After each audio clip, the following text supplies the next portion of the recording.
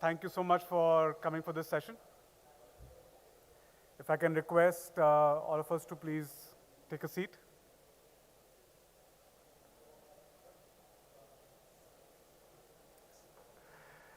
And as we are filling the room, folks at the back, if you would just want to sit, come up front, it'll be nice.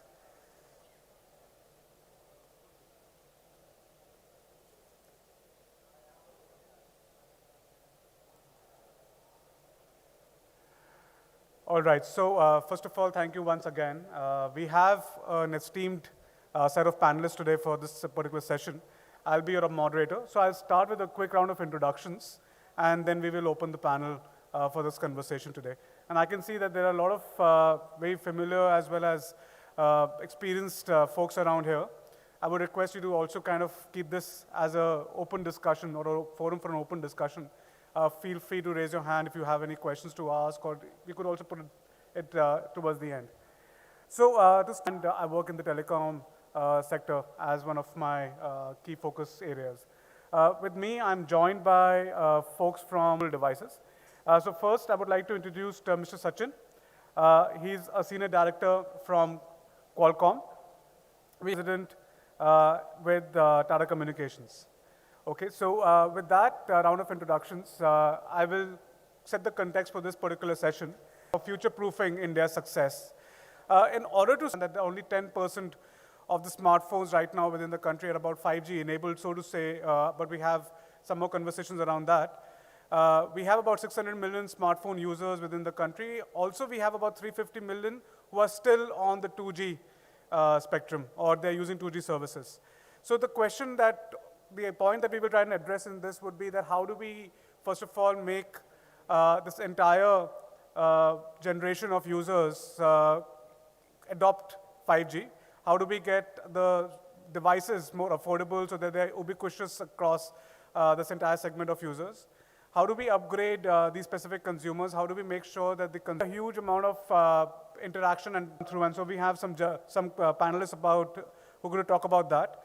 It is going to be important how we roll out the entire 5G network across the country. It will be important to ensure that while the manufacturers are working on various different kind of devices across the spectrum, whether it is on the mobility side or on the IoT side, how do we make sure that these devices are made in India, following the Atmanirbhar initiative that the government has, also to make sure that they are finally affordable, the tariff plans do not get too impacted by the underlying technology itself. And in order to finally have all of this come together as an ecosystem would be the underlying platform. The platform itself would have to kind of be upgraded or enhanced in that manner so that both the consumer side and the manufacturing side can actually interact quite seamlessly. And that is the key for future-proofing as well. How do we make sure that we do not have the challenges that we faced in the past, where the certain adoption of the spectrum, the 4G spectrum, took us a few years to catch up with the global levels. Also, at the same time, and I'm kind of repeating the topic again, and with that I'll open up to make it affordable and available. So it has to be keeping in mind the kind of purchasing power parity that we have across the country, and at the same time making it available across so that whether it is the rural or the urban segment, we are able to bring all the users across on the platform using 5G, innovating on top of it, and taking it further to make sure that the country is a digital success and a leader in the digital era itself. So with that context, I'll open the panel now. And once again, thank you to the panelists for joining us. We have a list of questions that we would like to take the audience through. So I will Prateek, and then we'll come this way. So the first question is about how is the current device ecosystem matured? How has the device ecosystem matured within the country? And how do we feel is the future going to be for the device ecosystem? So it's a generic question. Prateek, if you would like to start with that. Yeah. Thanks, Parth, first of all, for setting the context. So guys, I think, in my opinion, the device ecosystem in the last few years has been evolving pretty rapidly. I think few highlights obviously is that in last 4 years, a bulk of manufacturing now has shifted inside India. In fact, in a lot of cases, we are now exporting devices, which is with a very stark difference from last four years back when a lot of these devices used to just get imported into the country. I think monthly we sell good 14, 15 million devices. Now there's a 550 million, 600 million people still sitting on smartphones. So a big base already. And though there is some work to be done in terms of moving 300 million people to smartphones from feature phones, the story on smartphones has been great. Also in terms of specifications, in terms of features, etc., there has been a lot of innovation that has happened in this space. And also the good part is that with the penetration of Flipkart, Amazon, etc., a lot of these smartphones are now also getting delivered and ordered from small towns and cities. It's not just the big metros and the top cities where these are restricted. So overall, a very good picture in my opinion. Yeah. Thank you. Sachin, if you would like to.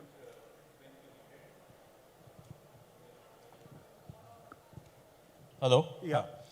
So when we really look at devices, smartphone is obviously one category, but there are other types of devices also, be it semi-fi routers, dongles, etc., right? And then the IoT devices. So the whole category can be looked at it together. On the smartphone side, it matter 4G or 5G. The ecosystem of smartphones exists. Of course, we cannot ignore the 350 million or 300 odd million feature phones.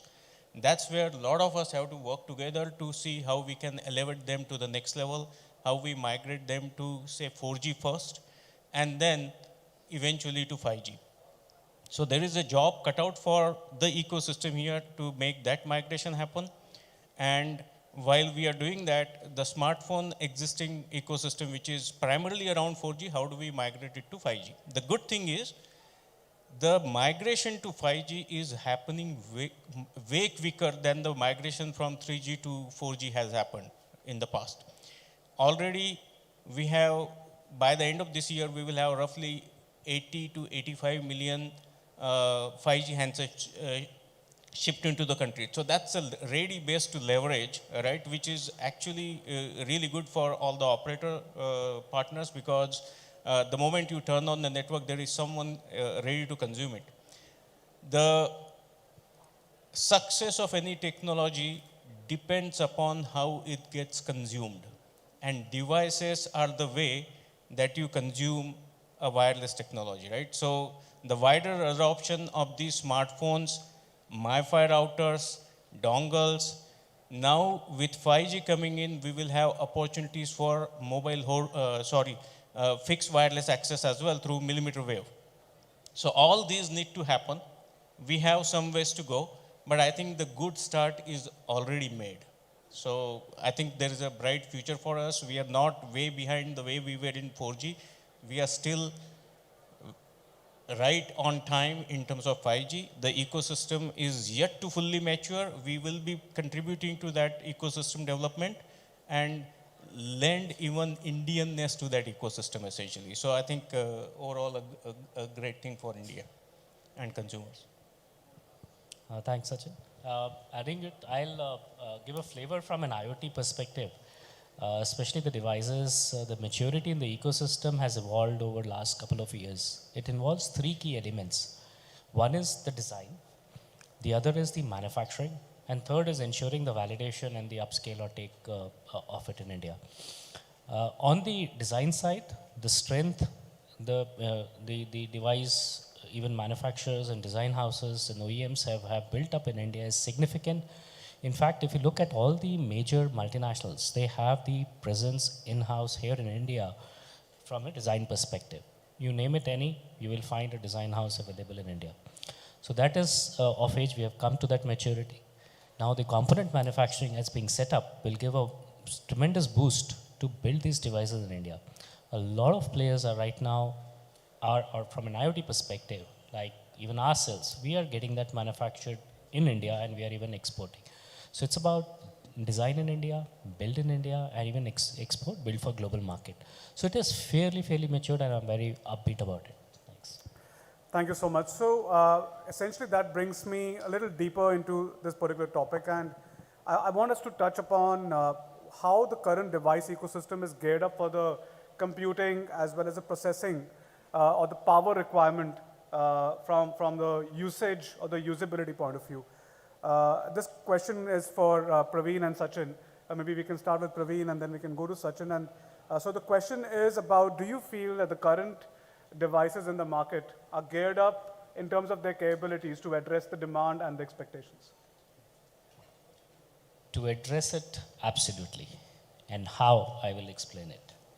The affordability of the devices is the key. In India, I'm sure all of us have witnessed, even if you look at buying anything, even for a personal or an industrial need, we do research at 10 places, even if it's a few hundred rupees cheaper, we go and buy from there. That's the frugality we are driving in India. And with that mindset, the India, especially the market, if we look at an Indian market, it's a huge market of 130 crores of people who are going to be users. Maybe some may be having not just one device. Each one has to carry 2 or 3 devices. We'll be connected in smart homes. We'll be connected in industrial environment in an IoT perspective. We will be interacting with the human to human, human to machine to machine type of communications. The ecosystem is very large. So on an average, when we look at this, roughly in any of these ecosystem, roughly for any solution or services, 50% of the cost is device cost. Unless that is affordable, the scalability becomes a challenge. And that's where the Indian ecosystem, where the frugality is being taken care of. Each and every feature is being looked into on how will it contribute to the value to the end user that's how the system is being developing. And if you look from a manufacturing side standpoint, the manufacturing setups have been there. Now they are scaling up even for large scale production. You would have heard in the media in the recent past also how the ecosystem is scaling to build those up. And I like Sachin also to add, maybe then. Thanks. So bunch of things. This phone is the most powerful device in your hands today. In terms of its processing power, computing power, features, etc., it is way more powerful than many computers existing today, right? And in terms of the usefulness also of that device, it's very powerful. Over the period of time, newer features, services are getting enabled. We have seen the journey through 4G, how new features and services come. With 5G, yet another journey is going to begin. What is happening is, in order to avail those services, since people have already understood the value of that technology and the benefits accrued by that technology, people are demanding more memory, more storage, because everyone is trying to capture more and store more. They are demanding longer usability basically through the day. So battery becoming important, display is becoming important. All this is actually lending to a beautiful user experience. Obviously, when you increase some of these things, the price goes up. But that price going up typically becomes a short-term factor, and as the scale matures or starts developing, prices start stabilizing. So affordability eventually starts happening. I think we are at that cusp right now where people have started experiencing, I need 4 GB minimum or whatever, right? Not because you cannot do something with 3 GB, but the experience with 4 GB may be better, because now you are maybe, instead of using 5G phones came to India in 2000. Through that non-affordable, want to make understood. Dependency on any other. Second thing I understood was that the devices are also to that level of delivering that capability for this particular demand. So hence, Elaborated to smartphones, and then that's the problem statement now. Now, there are a couple of things that you can do ideally, and first of all, let's figure out the reason why is the movement from feature phones to smartphones slow. So, it's available as low as, let's say, 800 rupee, or let's say a good Nokia Samsung feature phone actually is available at a 1,200 rupee price point. Why Delta there? Another problem is that these three go essentially, and they don't essentially have a CIBIL score, etc. And hence, we do have device financing companies, the likes of Bajaj Finance, Home Credit, etc. Smartphone, of a smartphone. One is able to capture is through all the staying ahead of those, and those type of research are going on, especially on a daily basis, to stay ahead of that curve. So threats will always be there. The beauty lies in terms of being ahead of that, and that's where all the research is going on, and where in our ecosystem as well, we are trying to assess and being ahead of that curve always. thank you. On the lighter note, I really love references to Star Wars whenever there are any. So thanks for that, Prateek. Praveen, sorry. Prateek, we have this question for you specifically because when you spoke about how you as an organization work with various different OEMs, manufacturers to help making sure that the features in the smartphones are geared up for the Indian mentality and the requirements. Do you feel, there are two parts to this question, do you feel that the current legacy devices because we have already spent, and so has the Indian consumer spent a lot of money in getting them to the 4G network, do you think the current devices are geared up? Do we need a lot of transition and transformation of the legacy operating system and the devices to enable them on the 5G use cases? And the same question, if we can also use to answer on the challenges that are there in the supply chain. So we are talking about the chipset issues, the shortages that are around there. So how would these OEMs, or how would, as an ecosystem, we address both of these? One, so just to summarize, transitioning the current user to a 5G use case or a device which can enable that, and secondly, the shortages in the supply chain around the world. How is that going to impact the country, and how will we save ourselves from that point of view? So please do. Yeah, Bharat, so we discussed, right? There are still X number of people sitting on feature phones in a country which yesterday launched 5G. So I'm saying in terms of technology, I think the movement will take its own time, and that's because of reasons we spoke. In spite of the fact that last 2 years we have been seeing 5G phones now in the India market, as early as 2020 the shipments started. Even today, only 10% of the base is on 5G smartphones. In terms of flow, in terms of shipments, around 35% of shipments are 5G, which basically means that almost 6 devices out of 10, even sold today, this day, are actually 4G devices. So, so this switch definitely won't be overnight. The good part is the 4G technology is not going anywhere. To be fair, the 2G technology is not going anywhere in the very near term. And in that sense, it doesn't have to be a quick switch. I think, so somebody, for example, who has bought a 4G device and a perfectly good smartphone, a high-spec smartphone, let's say 3 months back, won't essentially upgrade to a 5G smartphone now in a hurry because the 5G network is there. So I think these device upgrade cycles, and broadly in India, we see around a 2.5 years upgrade cycle on smartphones. So I think that smartphone upgrade cycle will take its time. And accordingly, obviously, it will take some time for people to move to 4G to 5G devices. There's also, by the way, another angle wherein around 80 to 90 million used or refurbished smartphones, so to say, kind of exchange hands in the industry. And we also have to keep this perspective in mind that the 4G devices which are getting sold today, after 2-3 years, will kind of enter the used market. So that ways, from that perspective, it will take even longer for all the 4G devices to get vanished.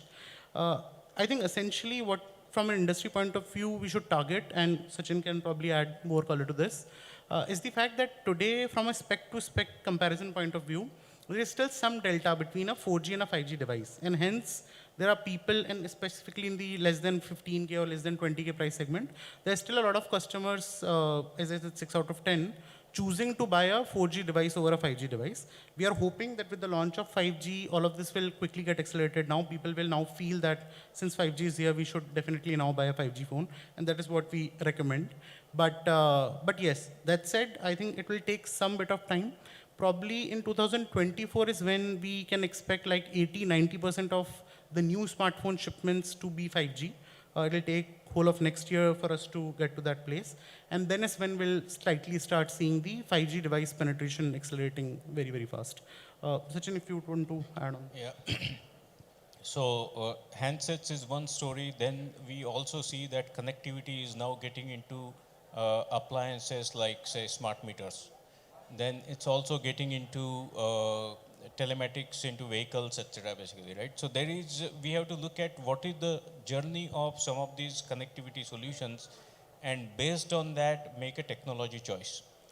Smartphones, as Pratik said, we have, say, maybe a device used for 2 years and then it is handed down. So it also extends the life of the smartphone. So 4 years, probably 5 years, until the smartphone really wears down.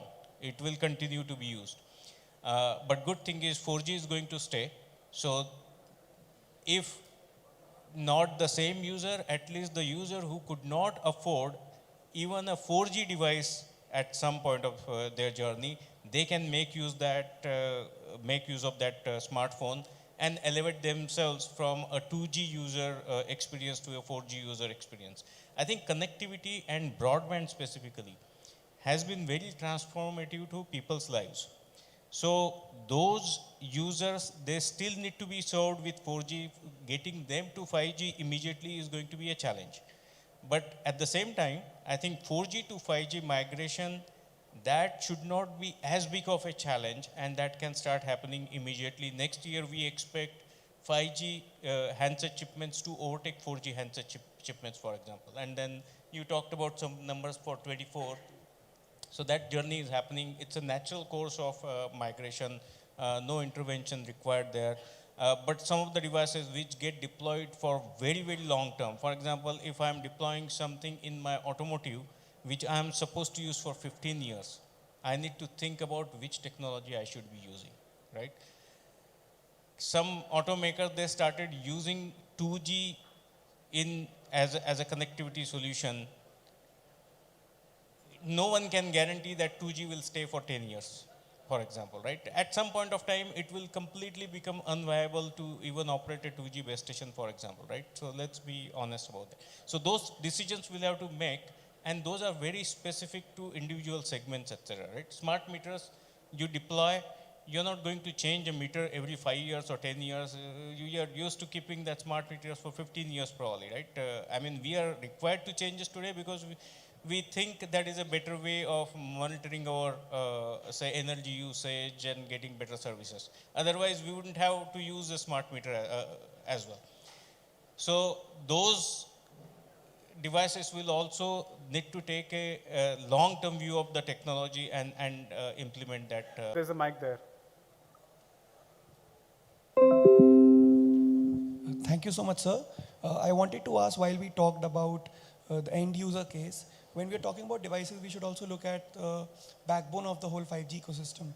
So right now, as of right now, how do you see the marginal cost of adding a consumer to a 5G network changing for, say, providers such as Airtel or Jio? The cost of, for example, let's see the cost of data per GB. Things like this will eventually be cheaper in 5G compared to 4G, just because you have a now larger highway to kind of be able to provide that bandwidth. So, and as I said, the movement from 4G to 5G will happen through devices gradually. There is obviously a lot of investment required in terms of a 5G site rollout, etc. But given it's a long-term investment, 15 years, 20 years runway, there is literally an additional cost, so to say, to get a customer from 4G to 5G.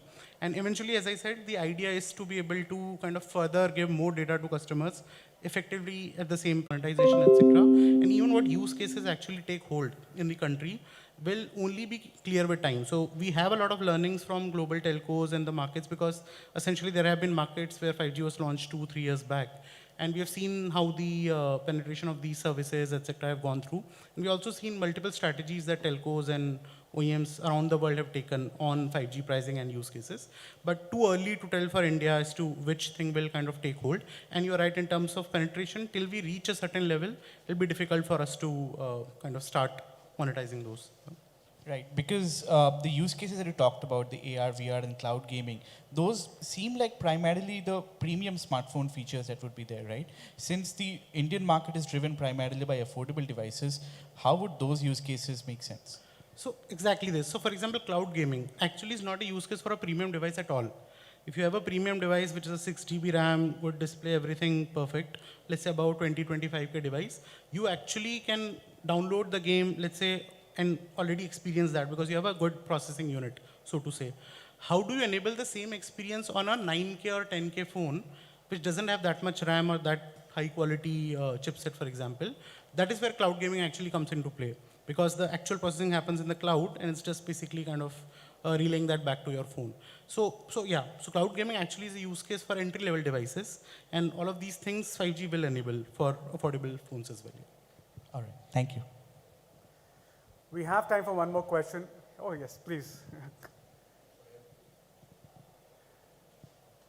And in the meantime, I request the rest also, please do think of any other question that you may have.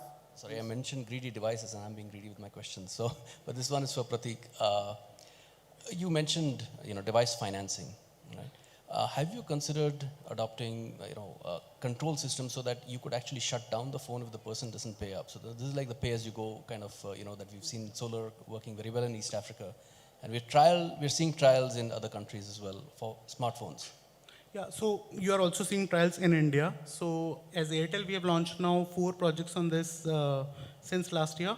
In fact, as we speak, if you go on Flipkart, there is a Realme C30 model, which already is available with such an Airtel plan. So the way it works is you buy the phone. The Airtel variant is available at a discount of broadly 750 rupee over the open market SKU. And you have to stay with Airtel for 15 months and you have to keep doing X recharge, which if you don't, then after a certain time, the phone locks. Basically, it's exactly the thing that you said. We limit the functionality of the phone. And a good technology, we have seen this taking hold in multiple countries. We are very closely working with Google to basically enable this technology for us. And you can actually enable 2 use cases basis this. You can lend it to people who otherwise you wouldn't have been able to lend to. So let's say you take a 25%, 30% down payment, and now you are assured of the EMIs because if they don't pay the EMI, you can restrict the functionality of the device. And you can do an upfront price reduction because you can ensure that he stays with you for 1.5, 2 years and does the recharge. So this is something that we are already kind of piloting from last 1 year broadly and hope to scale this up as we move forward. All right, so we have one last question, please. Yeah, hi. My question to the panelist is, obviously this is providing affordable devices to the users is a good idea. But another aspect is the safety and the security of the devices. In most of the countries, whenever a product is launched, it goes to certain testing and certification part before it launches in the market. But in India, apart from a couple of products that is covered in the BIS, Bureau of Indian Standards schemes, India is lacking certain regulations. And all right, so we have one last question. Framework yeah, hi. My question to the panelist is kind of a regulatory burden before. So how do you ensure that whatever the devices, the 5G devices, because it is not only the mobile handset, it is a multi-device ecosystem. So how the safety and security of the user as well as the entire ecosystems can be aligned to the government strategy or conformity assessment? Sachin, do you want to? I can take it. So when you look at security, it has to be end-to-end first of all, right? Slightest crack in the security means no security. So you may do 10 different things, but leave that small window, people will exploit that. So first of all, the applications, the OS, the hardware platform, all of them need to be secure. A lot of OEMs do that diligently on their own because they work in a global environment and they have to manage different regulations in different countries. So we get benefit of that. To your point, why don't we do it in India? And how do we enable? I think TEC is already looking at it. They are considering various different views and thinking of doing a lightweight, at least, analysis of what can be done as a sort of a mandate, or I wouldn't say a certification process, right? To ensure that at least the major things are taken care of there.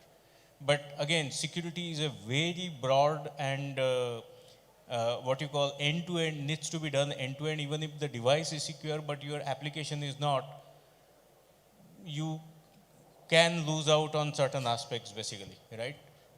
People have to be responsible in terms of usage as well, not to download malware. So there is the education aspect also, right? It's not just the certification, but the education aspect also for the for end user.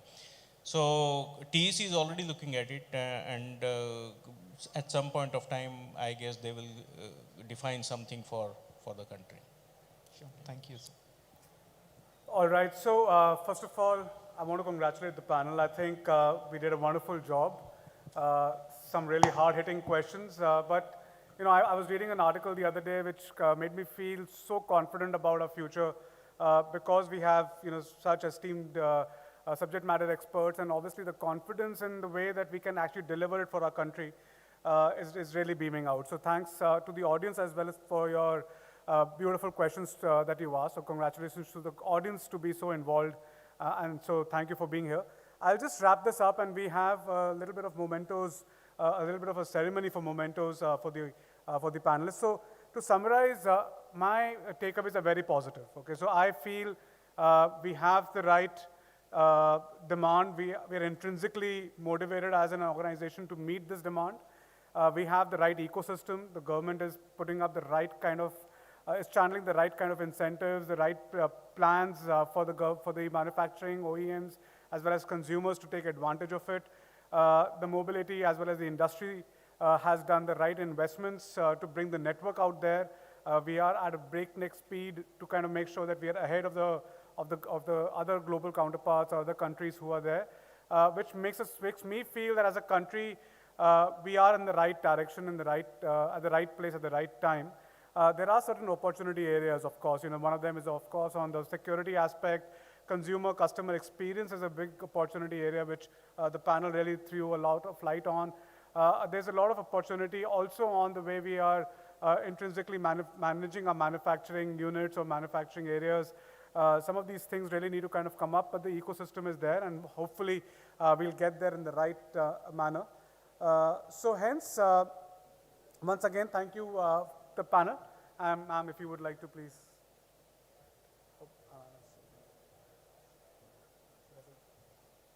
So, thank you.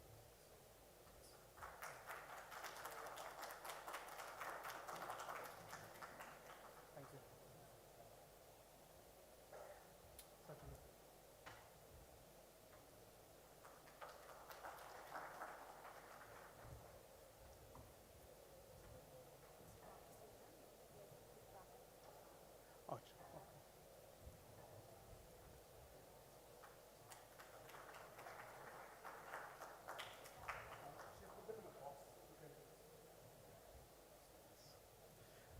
Okay, so with that, we close the panel, and thank you once again everyone for joining us. Have a great day. Thank you.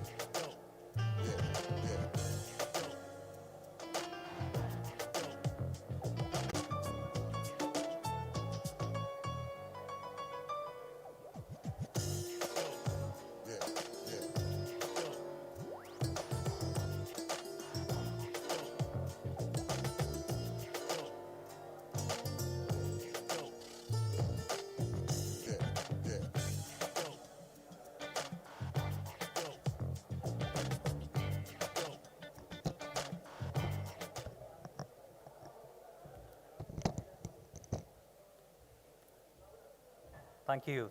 Thank you, everyone, for being over here. People. Um in fact, when I was walking in, I saw this room. That's where the session is, and there was a massive queue outside. I thought the session is sold out.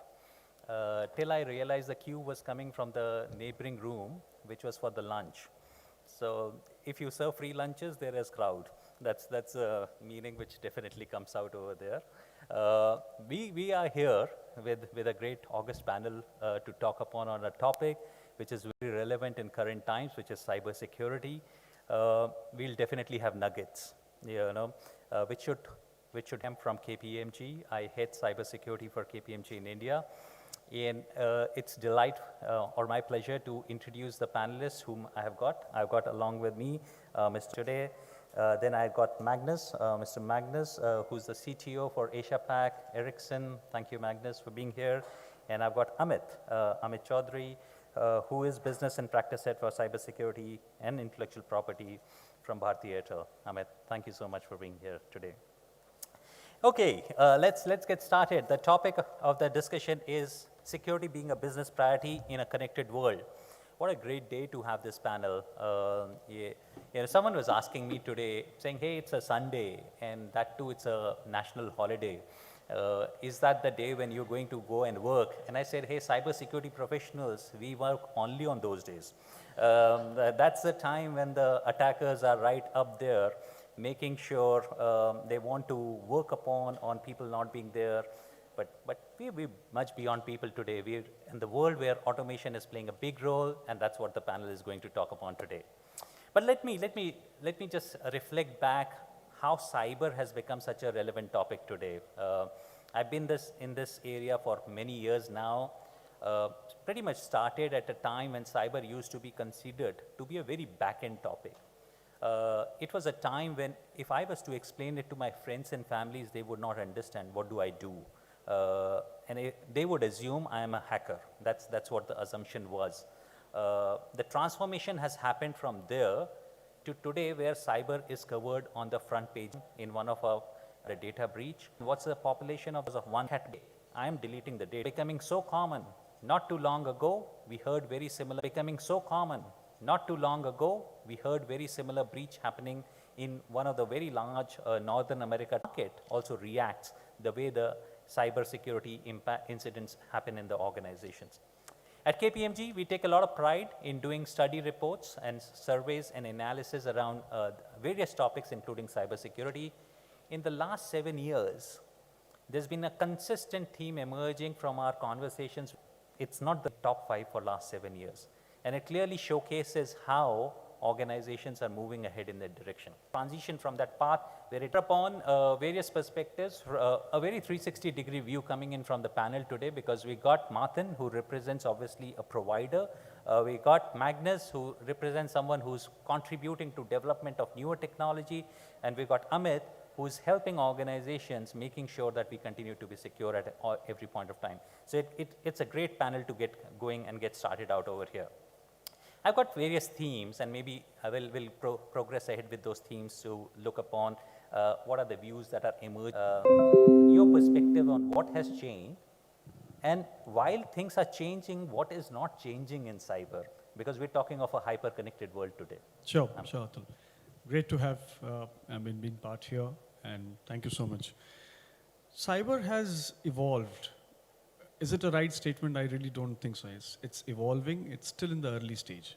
Cyber protection, and top of it, when I say, we're still growing. We're still learning what to protect. We're still identifying what is it that we have, which we do not know what we have. Right? So first and foremost thing, do we really know what we have? And then comes the protection. That when we know what we have, and then we can talk about how do we protect, what do we protect on, whether it was broadband network or enterprise networks. And all three have grown in different directions altogether. Users have the options to move from one network to second to third, and being given a flexibility to adopt any of these network and continue to work. But has security migrated from offices to home, to on the fly? Is it really been given in that way? Is it really been configured in that way is the big question to ask. With now 5G, what is going to change?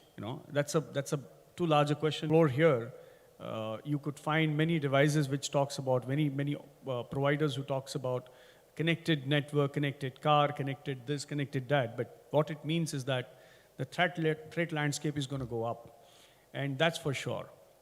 everything is going to be visible onto the network, right? So that's the big change, which our big challenge cyber will have to really protect first what is visible, and second what is not visible also. Wonderful. Thank you. Thank you for sharing that perspective, saying what's visible and what's not visible. And invariably, what's not visible or what's not considered to be important to be visible is the path which becomes the path of least resistance. So very well put across, Amit. Building on the same, if I can bring Magnus in. Magnus, we are saying it's evolving. But there are some fundamentals in cyber which never change, which is doing the things, the basic things right. As a technology provider, how do you see it in your role of CTO? How do you see that doing the basic things right every time can help us move forward in this agenda, despite the technology evolution continuing at every point of time?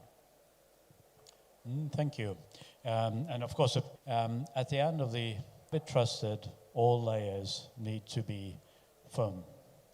So let's say from our side, the infrastructure side that I represent, then we have to make sure that the equipment we deliver can be trusted. One fundament in that is to make sure that the standards that we base them on can be trusted. 5G is the best up-to-date standard in terms of security. Whether it is open source intelligence or trusted source intelligence that come our way, to figure, relate, and try and address this back to board. That's the reality that we are in. However, there are adequate amount of information, if not proactively coming our way, at least for the ones that seek, you are able to acquire those intelligence to share and as well reactively protect, right? So sure. That's where the things are shaping now. Yeah. Wonderful, wonderful. Now, those are great opening thoughts from all the panelists, and the point which Mathan you just made, saying the erstwhile method of security was don't connect. Today that option no longer exists. That connectivity is by default given, and that's what is increasing the threat landscape. And the awareness has gone up quite significantly, which is also bringing an allied pressure in some ways back onto the guardians of security in organizations or in enterprises, while, as you rightfully said, everyone has a responsibility towards security at this point of time, which brings a great point around shared responsibilities, which is emerging at this point from security perspective. And maybe, Amit, if I can bring you at this moment, there are various levels of responsibilities which maybe a consumer would be looking upon. If I'm a consumer, if I'm consuming a service, I assume the service to be inherently secure.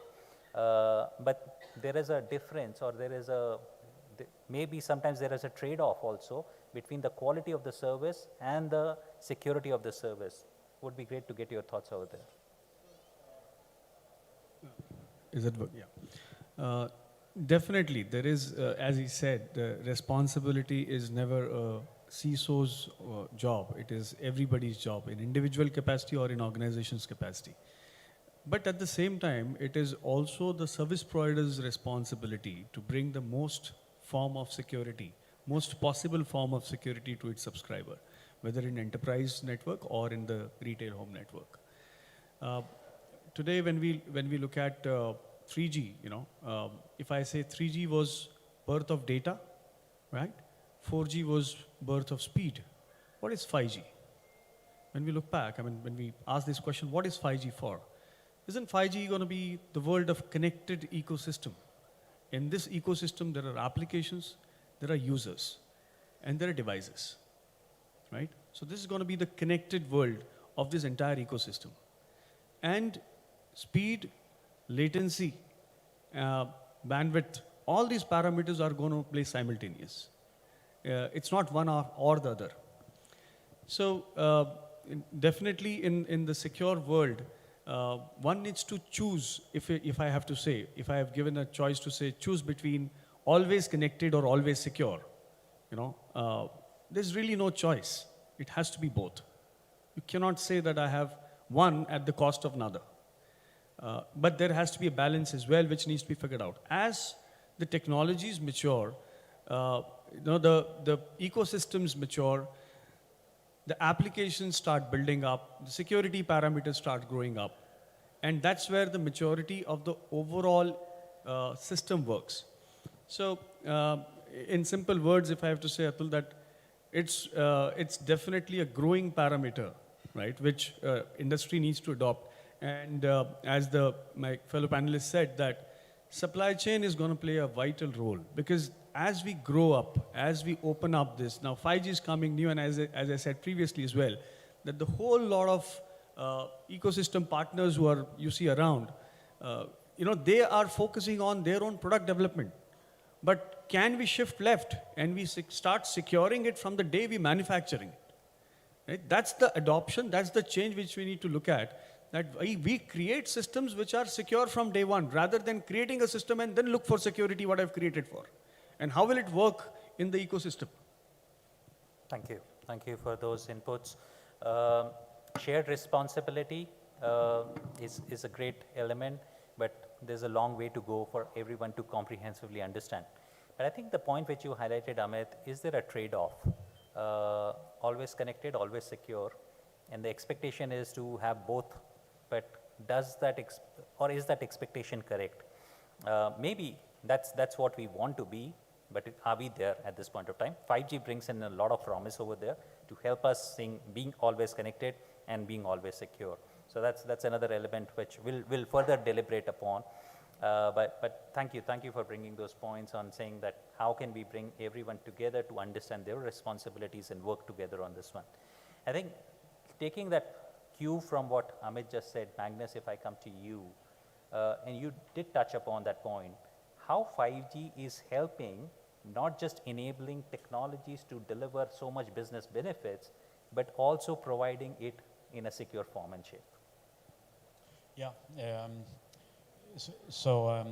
Indeed, 5G is the most secure standard we have.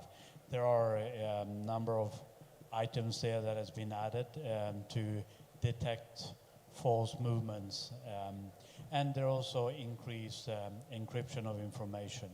I think one of the great enablers we have in 5G is the slicing mechanism.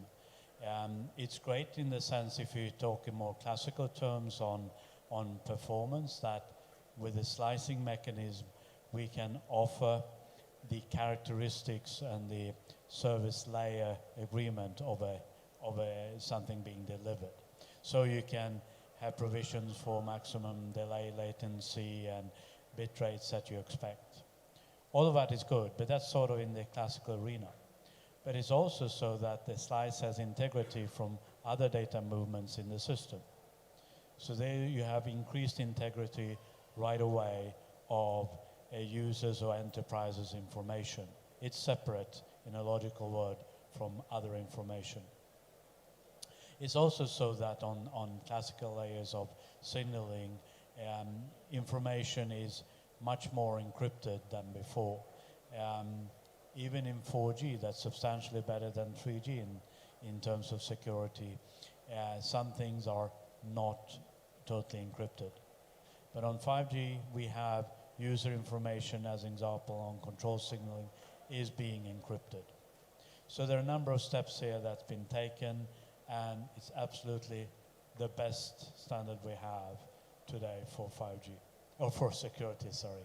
And of course, it will continue to be so. The power of adding new items into the standard is on 5G. That's where the focus is, and will continue to be for a long time period.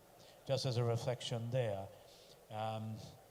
in 27, 5G will have 49% of all the subscriptions in the world. So in 27, 5G overtakes 4G in popularity. So that's 8 years after 5G was launched. If we now just, as a line of thought, say 6G maybe around 29, 2030 at the earliest, then I can safely say that even if 6G picks up faster than 5G, 5G will be the dominant technology 2035. Thus, from today and for easily a decade plus, focus and attention will be on having the best provisions in the 5G standard. That's a great point. In fact, I was doing this entire analysis, one of the, when we were looking at some of the research, and we started looking at the generations of telecom networks, how they have evolved and the duration which it has taken. So if you look from 2G to 3G and 3G to 4G and from currently 4G to 5G, the duration has only decreased.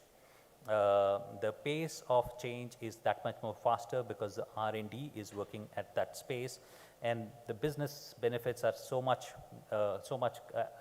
identified upon that it makes logical sense to move ahead. So the point, Magnus, which you made, that 6G may be around, but the standards which are now getting set are here at least for a decade is so real. We should not leave that key message out, that while the generations are changing at a very fast pace, but here is an opportunity to re-baseline some of the security standards. And someone, I being someone who's been very closely working on telecom network security, have seen how the network has moved from a completely isolated network to a highly integrated network. And that's where the evolution of security protocols has built upon in the 5G, as was being highlighted upon by Magnus. It's going to be here. It's further going to get evolved over the decade and before we really get to see the 6G really coming in. So great point. Thank you, Magnus, for making that point. Picking the clue both from Amit and Magnus, maybe I'll come to you, Martin. Two questions. The first one is on the trade-off. And I really want to get a perspective from you. Is the user asking you today to provide an option of a trade-off? What I mean to say, you are in an industry where you deal with consumers directly. And the current consumer base that we have, because the patterns of consumers are changing, the way they consume information is changing, there is a theory which goes across that they're fine to share their data if there is something coming to them free of cost. And is that bringing a lot more pressure back onto organizations like yourselves to provide that flexibility in the services that you're offering, where the option of enabling security or privacy is left up to the consumer, and accordingly those services get provided upon. So that's the first part of the question. Maybe I'll put the second part thereafter, but get your thoughts on the trade-offs which are coming. So information sharing is also largely associated with the culture of the society that we live in. Typically, if you look at, and as well the awareness level of what can potentially be used against the user, the awareness level of the user also matters the most. How could his information be used, if not in the right context, in the wrong context, right? These are the two characteristics that I look up when I look at private information to be held. Now, if you look at India as a country, first and foremost, the digital awareness level is still, we are at a base literacy level to being digitally literate. We still have way too larger a gap for us to address through. That's one side to look at. Second, culturally we are vocal. Unlike some of the near dear geographies that we would have come across, we are open, we are vocal. We would want to rather be reserved not to communicate. We would want to be over communicative as to what we are doing, whether expressing in social media, and by nature of variety of expression rights that we have in place, we are overly communicative. So the thin line between are users aware to where do I actually hold back this as a critical information. So you can see very easily we talk about our health issues to the nears, dears, neighbor sitting next door, first time meeting him over a travel journey, we will be comfortable sharing. Would you look at the same happening possibly in a US, in a UK? The answer possibly would be relatively less, right? So it is a cultural part of it as well. So when you look at it from consumer side today, largely consumers today at the privacy part of it, their awareness levels are to the extent what the rest of the world has brought to them, and what would that be put to use. Here, technically, whenever we have seen some of these digitized agency trying to monetize upon user information, as long as it is serving back as a value back to the customer, telling that, hey, I would like to see if you are there in this mall, and I would want to push you across, say, an incentivized scheme of which shop is running what offer. etc. Would that be a consent that the customer would be interested? In India as a geography, you will have far more consumers interested in as compared to rest of the peer geography to adopt. So it's a culture part that I am trying to address through. So would customers want to have his consent seeking? I think the law is likely coming our way, and it should give the provisions for the consumers today. But from a consumer angle, more so often, reading, not reading, consumers here in our culture typically land up giving the consent, right? So consent by explicitly, rather explicitly, without explicit consent also is given out by customer. That's a cultural part, we can't get it addressed. So even when the bill comes in, I think we still will have consumers overly communicating and having the, that's how I see it personally, not in any position that I am representing that. As an individual consumer, I felt I should share it that way, yeah. Thank you, Martin, for that. So that's the first part of the thought which I wanted to bring across. Are you seeing the trade-offs? I think you brought in a cultural element around that. The second one, which we were building around 5G, and saying that how 5G adoption is naturally going to help enhance the security mechanisms, and again, the flexibility is coming around the same.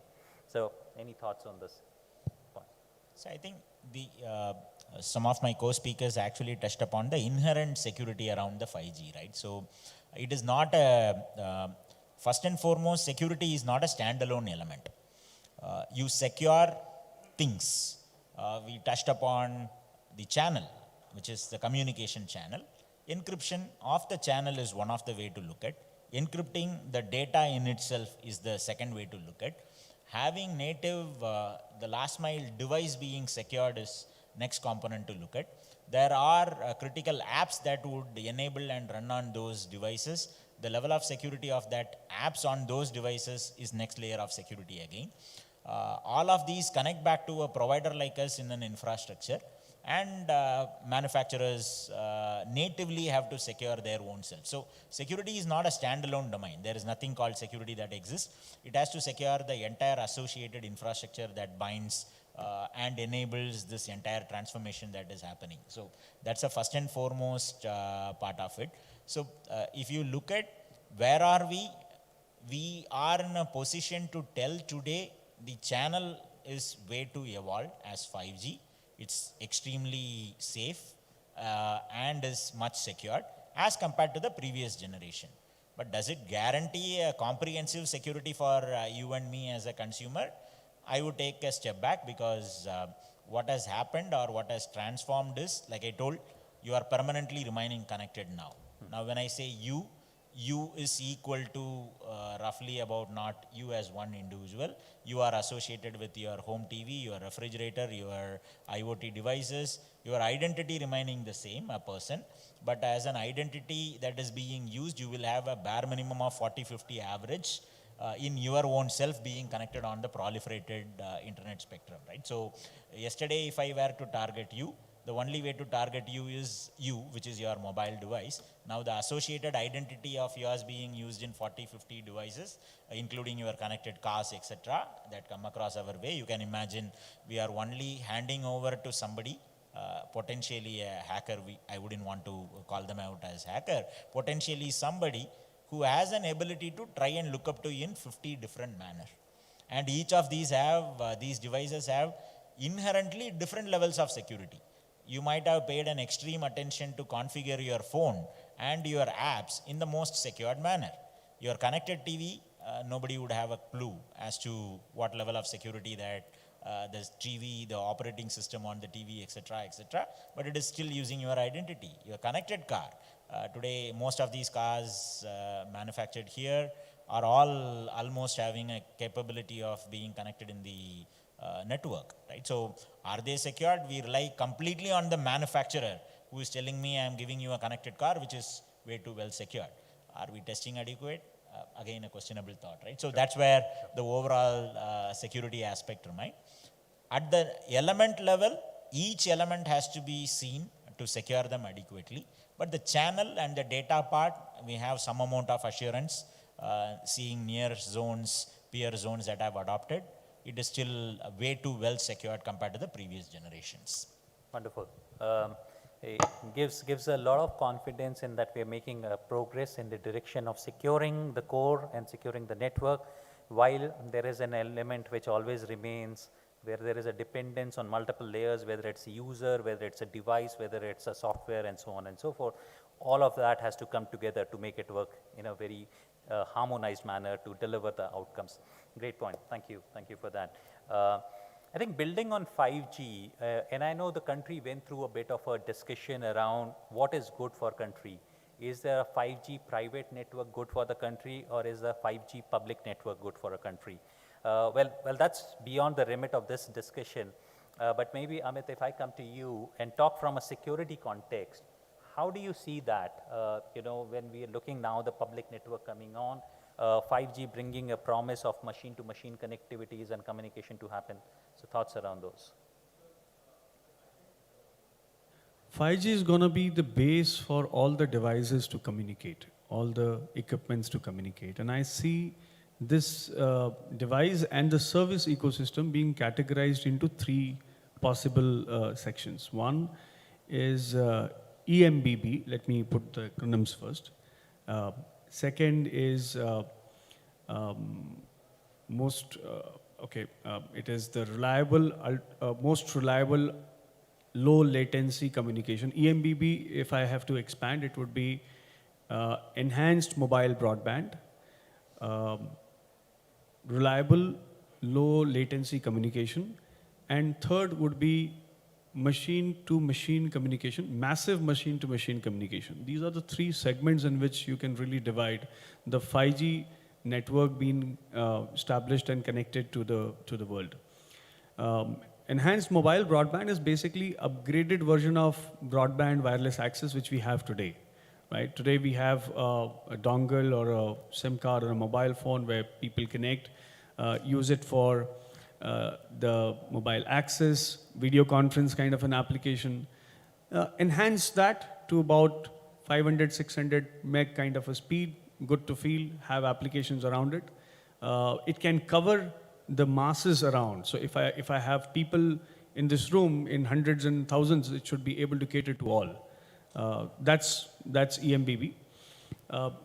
Ultra reliable, low latency communication is predominantly those which requires quick transfer of data, which requires absolute low latency, most reliability, and the lowest possibility of error rate. And the usage here would be robotic surgery, machine driving car or a self-driven car, where you have least possibility of error. And machine-to-machine communication predominantly is, which we know thousands and thousands of IoT devices, people tracking, process tracking, those kind of sets.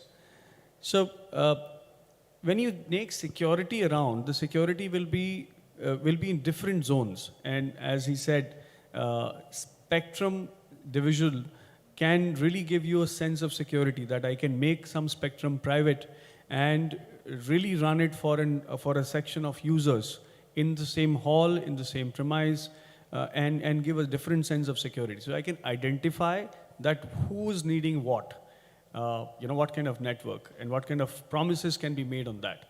And hence the different level of experience can be provisioned. And so is the security as well. That's predominantly what I think. Sure. Now, great points. You brought in the concepts of how 5G is here to transform. But maybe just to double click on one of the points, Amit. When we look upon ultra reliable low latency communication and machine to machine communication happening, it's providing an ability to connect that part of the industry which in the past may not have been connected upon. True. That in a way increases the attack surface also, but simultaneously does it brings upon an opportunity to enhance the security over there? If you can share your thoughts out Yes, there. definitely. So as a telco, I think it will be a telco will be the gateway for example, machine-to-machine communication. So we will have to sanitize the network destinations and to and fro communication, whether it is bi-directional or single direction communication, so that the attack surface could be reduced. These are my personal thoughts that more the IoT devices, the more risky or more vulnerable it is going to be. But that doesn't mean that we cannot secure. Obviously, there is a definite way in which we can secure, and we will definitely have to find a mid path to say, how do we really expand the IoT network in the areas where today humans are there and we need, they work in hazardous condition, and how do we really take the human effort out and put machine, but make that secure enough, right? I think Atul, that's what I think. Sure. No, absolutely. Great point. I think it brings upon an element of saying also how you reduce a dependence on human somewhere. Because invariably when you start looking in the entire ecosystem, you tend to find someone somewhere possibly did not do what was supposed to be done, and that caused off. And maybe that's the point, Amit, you are bringing up across as well, saying that as you get more and more connectivity going, there is a play which technology brings in that much better to help sharpen the security elements around it. So great point. Thank you for that. Magnus, I think you addressed the first time, but I'll request again, linking to this one. There are certain fundamentals of security which are not going to change. While we are talking so much of advancements, providers like you or manufacturers like you appreciate patching cadence to be conducted upon, hardenings to be conducted upon, and so on and so forth.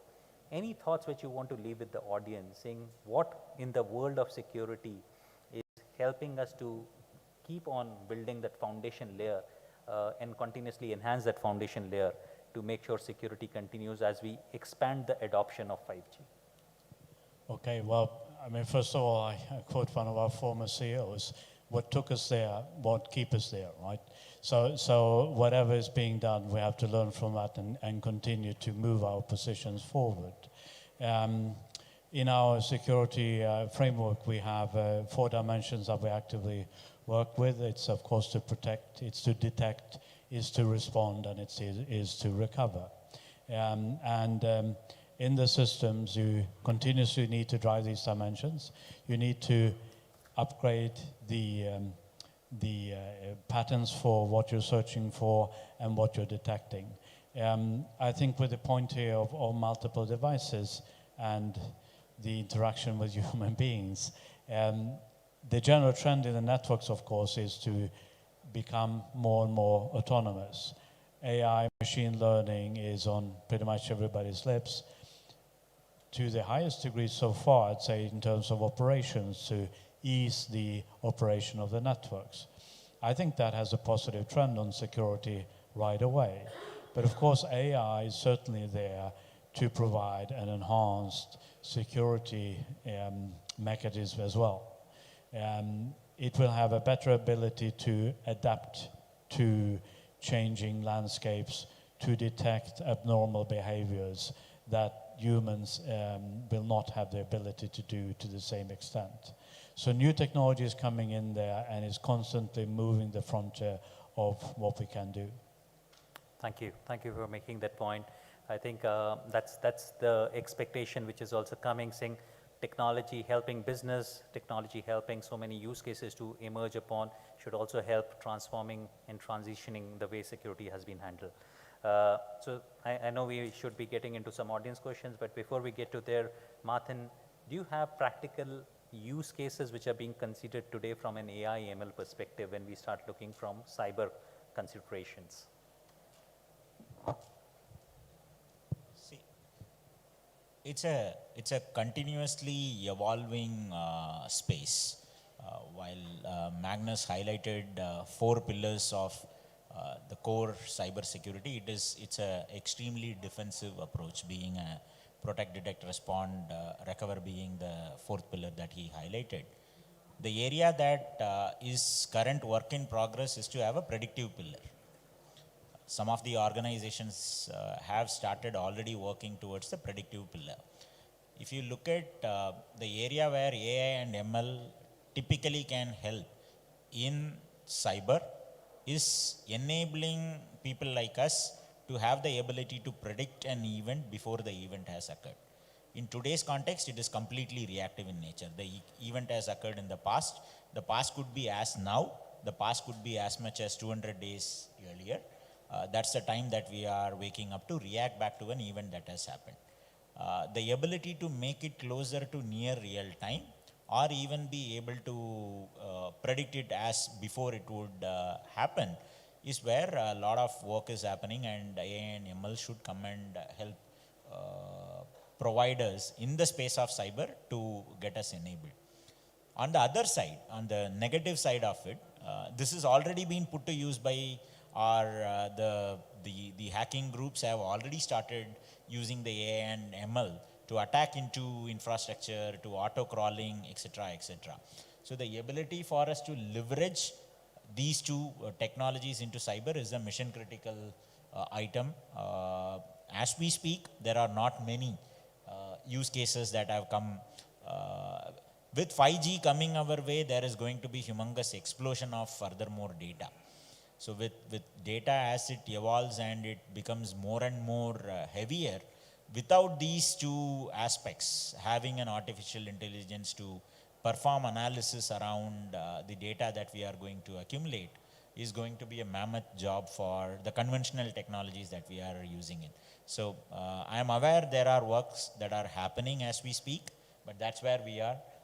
We still have to look forward to see how it evolves over a period. Yeah, I'll leave it with that thought over here, yeah. Thank you, thank you. We are in this world where the lines are not very clearly drawn and the battles are unequal battle, as Martin was saying. So the technology which we have got to defend, someone is able to use the technology to a higher potential to attack, launch the attack. And unfortunately, the world is skewed in a way where one small least path of resistance can let the attack go through, while when you're defending, you need to defend for everything that you have got in this hyper-connected world, which is going to be quite significant, as the panel has talked upon. I think it's been a great conversation where we covered the multiple themes around how security has evolved and it continues to evolve, how it has become a business priority and the world becoming more connected with 5G launch happening in the country, how it's going to transform as we move forward. Maybe we can take questions from the audience at this point of time. If there's any question, there's one right up there. If you could just introduce yourself, and if the question is directed towards one of the panelists, do highlight that as well. Yeah, I'm VN Sastri from IDRBT. See, when we talk about security, basically the security goals become prominent. CIA, we all know, confidentiality, integrity, availability, but there are about 11 such goals, including your authentication, authorization, non-repudiation, access control, trust, reliability, etc. If we look from the customer's point of view, the confidentiality and integrity is very important. From the provider's point of view, authentication, non-repudiation, etc. are important. And from the system's point of view, trust and reliability are very important. So we have to look from all perspectives. Now the question that I'm trying to pose here to the panel is the best use case to test the 5G security is mobile voting. So if I want the next elections to happen with 5G phones having the secure element which was not there up to the 4G, so we expect that 5G phones which have the secure element will naturally ensure non-repudiation. So in that case, what is the strategy and what are the requirements and what are the challenges which the panel thinks? That's the question. Thank you, thank you. I think in a way panel tried bringing this point up, and thanks for bringing that question first of all, where it's not just one component which is helping in getting end-to-end security, and you highlighted it. There's a perspective which the consumer is looking, there's a perspective which a provider is looking, and there's a perspective which a system is working upon. And I think Martin, you highlighted that, how everything has to work in conjunction to deliver an end-to-end seamless secure and trusted service. I think the response really lies in terms of saying, are we very clear in terms of the responsibilities which each of those providers in between will be having across? But anyone wants to add on to that? I'll simply take that and say it's a very disruptive thought, sir. And I will be glad to really involve Election Commission of India to say, why don't you consider some of the constituency to work on and go on mobile? As we expand the networks across, right? I mean, we all know that the three service providers have mentioned that by 2024 March, the country will be all 5G ready. We can pick up some constituency which is going to be ready by next March and go in the first election, at least in one of the state, one of the district, one of the taluk, at least there. I mean, depend on the 5G population there, but disruptive thought for sure. Can be done. A lot of periphery systems needs to be created. Obviously, availability of the system is one, availability of 5G technology and the user on the 5G technology. That's being one.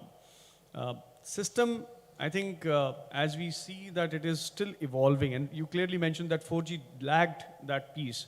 So 5G, we know there is in the protocol stack, Martin can confirm, protocol stack, there is a lot of security which is inbuilt, which is also laid the foundation for 6G, right? So that we'll have to explore as what we can build on that.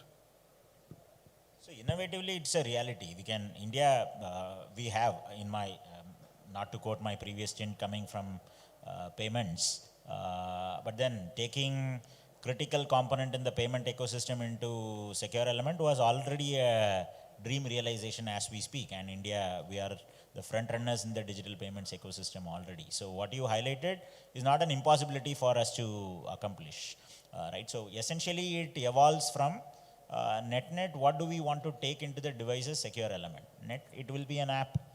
Yeah, how secure can we have the best secured app that we can build through? Assuring an tamperless by driving it into, we have done that in the past, right? So payment ecosystem, small time elements have been gone into secure elements. Today we do in all the digital payments that we are working towards. So that's a closer reality, but obviously the relevant function has to try and see if there is a need for us to expand that manner. The technology definitely can support this cause that you highlighted, sir. That's my view. It's a complete personal view though. We still have the ingredients to ensure that security can be assured. Yeah, ingredients do exist, and we will expand that on how it takes shape. Wonderful. Just to further elaborate on it, I think the references here to e-payments is great, and not least with the experience in India, showing what the application layer can do. Another example of where the mobile industry is going, that so there are players that can come in and just offer those RApp and XApp and rely on the interfaces that are defined in ORAN bodies and rely on that for make sure that works with the rest of the network subsystems. And then, of course, there's the COTS hardware where we have, the server OEMs that provide the server hardware, which applies not just to RAN, but to other pieces of the network as well. So that you can see the choices now available to the CSPs, and everybody has the ability to not just choose the right product. It's also the flexibility also on the other side, right? The vendors can now specialize in a certain sector. For example, if you look at RRU space, we're working today with more than 15 RRUs across different parts of the world, different RRU partners across different parts of the world, and they can come in with the key, their USP, whether it's a certain band, certain geography, indoor, outdoor, and they can provide the right product at the right price, the right performance in that segment. So that kind of is the flexibility that the CSPs, the customers get with this vendor diversity. Now this diversity actually goes deeper, and there are panelists here that come from that space. It's not just the first layer of suppliers that get diversified. Deeper into the supply chain, silicon players, for example, now can enter the solution, enter the telco stack, the RAN telco stack, and offer their solution. And we've already seen a lot of that in action already with announcements from Qualcomm, Intel, AMD, Xilinx. All these players have now entered and provided their target silicon for both DU and RRU market. That would not have been possible without these open interfaces. So what does it do? These guys are making ton of innovation in their own spaces. All that innovation, whether it is in process node, in power consumption, ability to process data, all TD for their IT customers, that immediately becomes now available to the RAN industry as well. So that's the next level of diversity that gets enabled with this, which I think is a key stuff. And there are other things that we cannot foresee today, but that's what open interfaces does to any industry. It just creates this flurry of activity, and new people can come in with their ideas, their products, and lowers the barrier to entry for any new entrant. Now let's talk about innovation. This is just the beginning of what Open RAN is doing to this space. I think the road is long. We already talked about what it's doing to the RAN telco stack. But as you have these now software functions running on public or private cloud, you start to think, what else can I put in that general purpose compute? There is a cell-side router placed next to the DU that aggregates the traffic back to the network, the rest of the telco network. Why does it have to be a separate box? It can just become a software function on the same server, and you get pooling across network functions. So that's the other place. Now you see VCSR getting integrated on the same DU hardware. We already talked about what's happening in public cloud, private cloud, gives CSPs the options to use one or the other or both in hybrid cloud. That's already happening in a large network in US, thousands of sites in a hybrid cloud environment, leveraging the tools of public cloud, and also at the same time for certain network function, leveraging the control offered by a private cloud. And this read keeps going in terms of the inline, I already talked about the silicon innovation that's available now to the RAN space, and how that's, as we move further into advanced AI ML use cases, we expect a lot more of that become readily available to RAN space. It does, a lot of these players, NVIDIA, they're investing a lot of dollars into developing these AI ML capabilities natively into silicon. You don't have to rely on one player to make investment into their vertically integrated stack. You can now leverage the whole investment that the silicon industry is making into RAN. And then this evolves, with advanced 5G use cases, microservice architecture, and so forth. We see that innovation pace is going to pick up with Open RAN. This is just one example. Just want to kind of emphasize the previous example that I mentioned about private cloud. Kind of puts it in a picture, it explains that in a form of a picture, how you can have certain network functions deployed on a public cloud, whereas certain RAN functions deployed closer to the edge on a private cloud. This is one of the architecture, for example, in a deployment in US.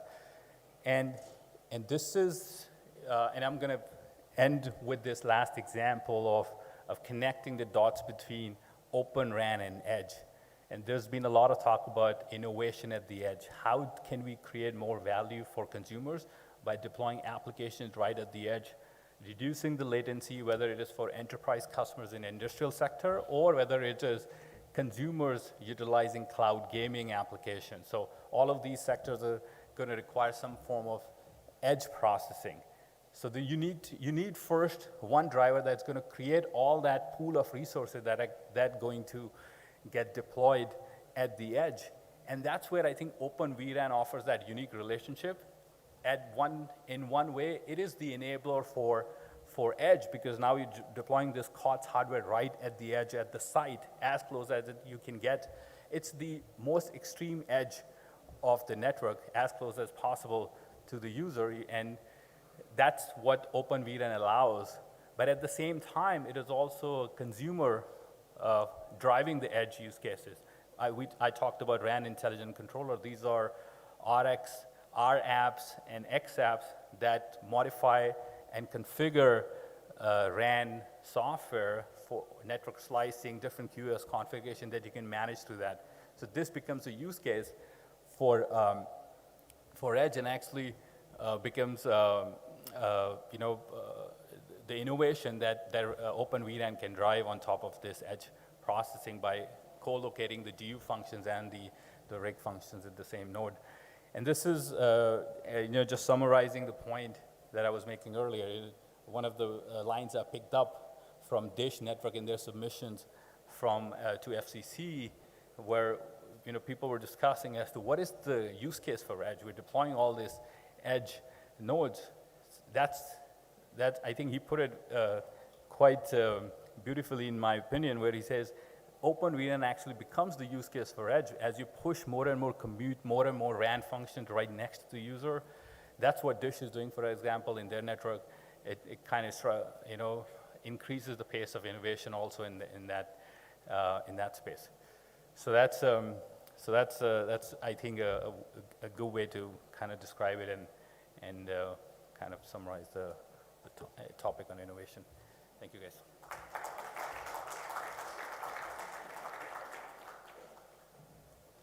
Thank you, Puneet. So we have Mr. Azhar, he's going to present his thoughts.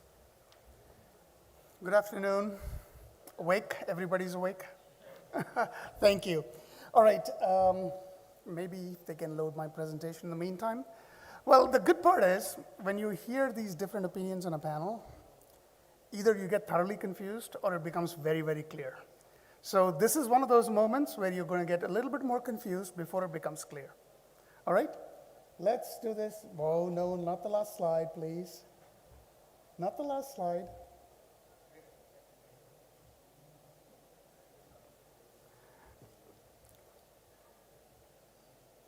The reason why I say that while they're pulling up the slide is I start off with a similar definition to what Puneet did, except that my definitions are going to be completely different from what he did. So the first slide is going to confuse you thoroughly. In order to avoid that, what I'm going to do is I'm going to skip it. All right? This is what I was talking about. Open RAN, Open vRAN, Open Cloud RAN, Open this RAN. You know what? Just remember one thing, the bottom punchline on that particular slide. Open RAN does not have to be virtual, and virtual RAN does not have to be open. And as far as me being a cloud player, the stance that he took, Open vRAN, I'm going to take it Open Cloud RAN. That's fine. Let me just go a little bit defined by O-RAN Alliance, and that allow you to create some level of interoperability. I totally agree with him on this point, though, which is Open RAN Alliance and those interfaces that it's defined with the 3GPP RAN DU, RAN CU approach has definitely allowed a new ecosystem to emerge. Otherwise, you were captive based on one of those RAN vendors who provided everything from the radio unit to the RAN DU to the RAN CU, and then, of course, the core. The only thing you had probably was some leeway in terms of how you would use core gateways. This architecture has allowed you to completely disaggregate those components. Now, there's still a lot of scare tactics that are applied by different vendors in terms of, oh, you can't mix and match some of those components. Probably true, probably mix and match some of those components. Probably true, probably not true.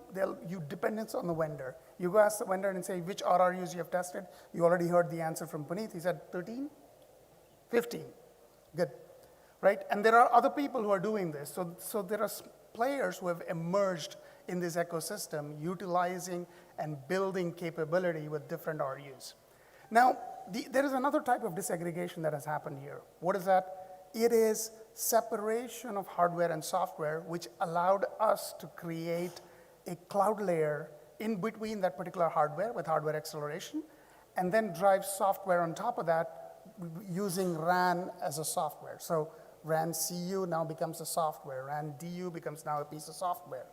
That is delivered to you on a cloud layer, which is actually creating an abstraction from the underlying hardware.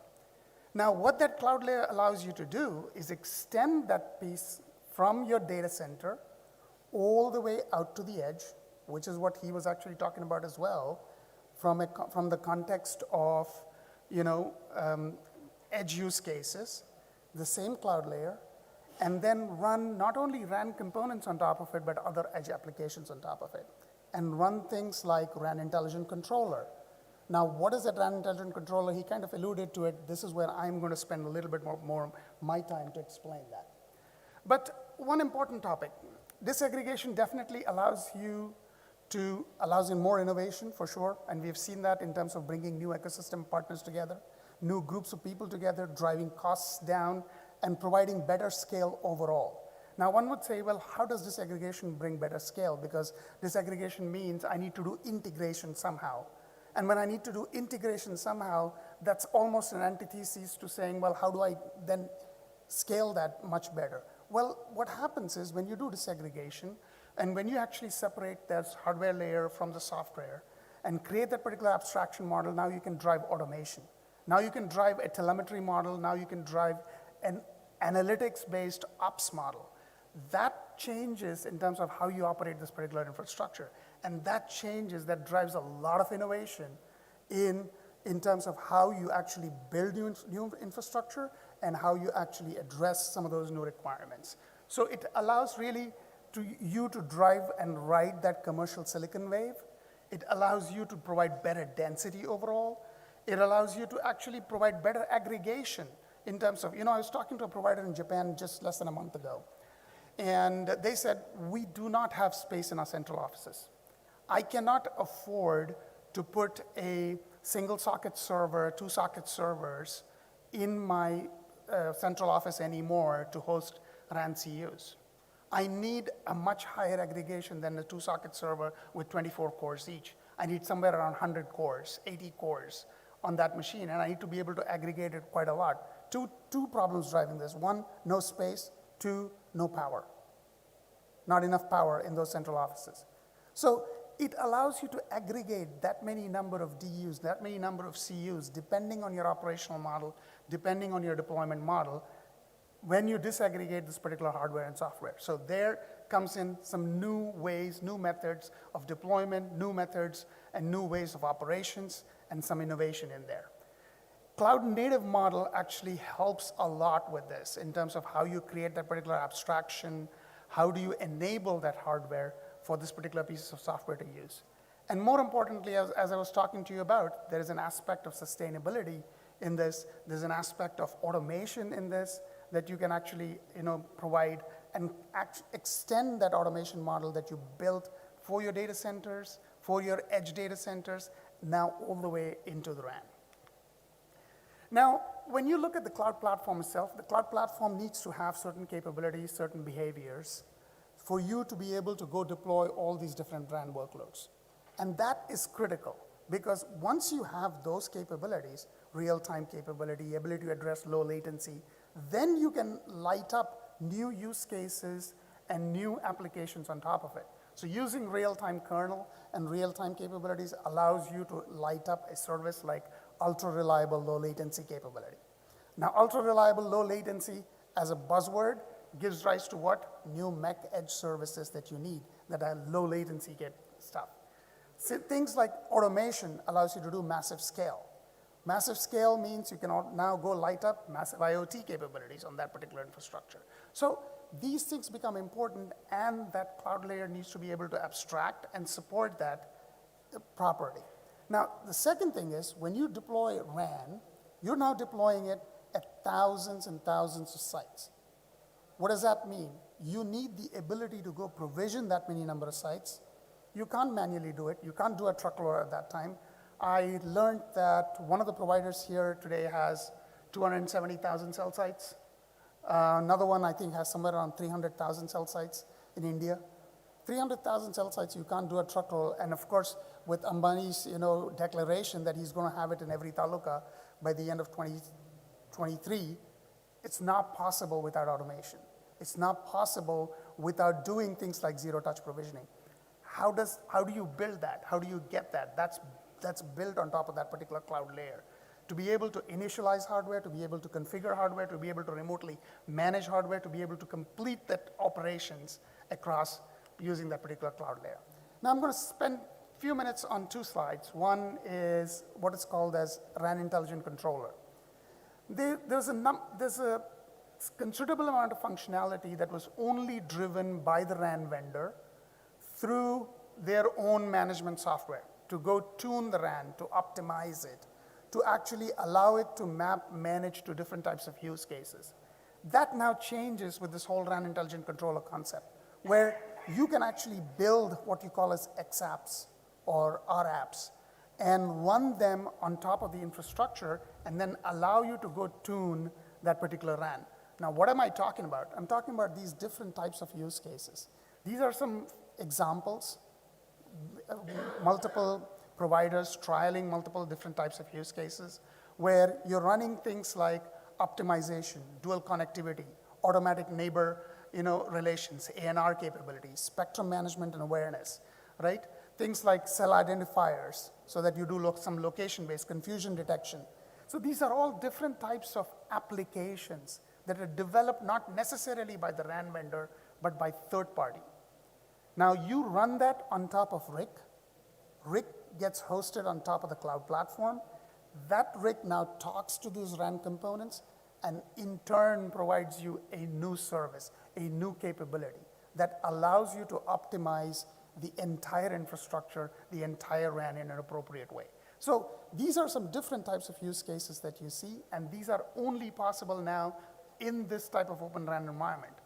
A closed environment will not allow you to take any third-party app and say, oh, I'm going to muck around with your RAN radio tuning parameters. No, not possible. But this model will allow you to do that. Certainly, what we have seen is ecosystem mushroom in terms of those different vendors coming together to test their RAN radio with the RAN DU, RAN CU on a cloud platform, right? And you will see more and more of this as time goes by. Yes, there are some people still resisting, but I think as momentum gets built, as more innovation comes across, you will actually see this expand further and further as time goes by. So, in summary, as a service provider or as a, you define your own RAN strategy. Don't let others dictate what your RAN strategy needs to be.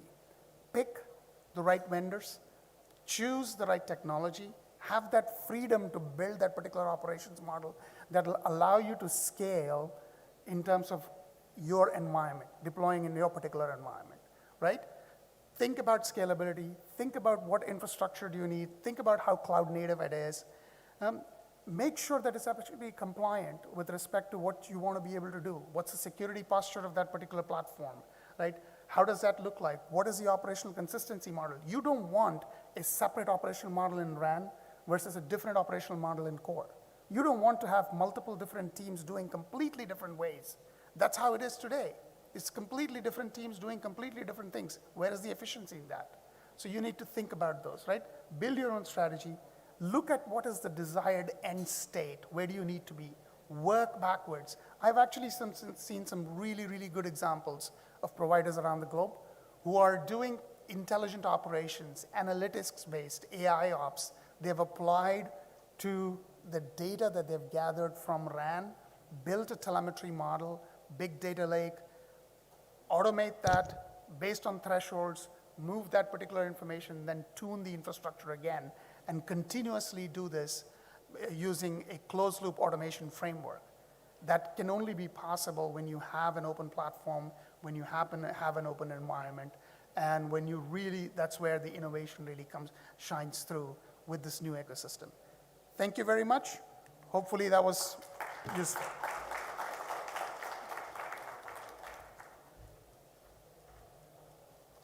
Thanks, Azhar. I think that's very insightful. I think I have 4 key takeaways which I got it from Puneet's and Azhar's discussion. It's the openness. The architecture is more open so that anyone can build in as per the customizations. It's vendor neutral, software defined functionality, and obviously with the open interfaces, it has a lot to offer than the traditional networks. Now I open the panelists for the questions. I have a question for Mr. Murli. We talked about the architecture, we talked about the advantages. What do you think, from a telco perspective, the key benefits they are going to have by implementing the open RAN architecture, and how it is going to bring in the standardization from a hardware and software perspective. We heard about the Open RAN architectures, the different flavors of these architectures, and the value that it brings to the industry on the whole. I'd like to point out three things that is going to benefit the industry when we have these type of open, interoperable, and disaggregated technologies that make up the future RAN networks. First of all, you have flexibility. Flexibility in the supply chain. You have options now in the number of vendors that you can pick from for each of those disaggregated components that we just talked about, starting with the RU and moving up the chain all the way up to the SMO, the non-real-time RIC, the near-real-time RIC. All of them sit hierarchically in this new architecture. So that choice, I think, is important to have in the industry. And when different vendors bring in different choices, you have innovation. Each vendor thinks about the problem differently. They bring in their own perspectives, their backgrounds in solving those problems, and that leads to innovation. And today, we're at a point where we understand a lot about how traditional RAN networks were deployed, how measurements were made to optimize those networks. And we're now combining the knowledge of RAN performance with AI/ML. And with that, we're able to predict how the RAN would operate at a future point in time.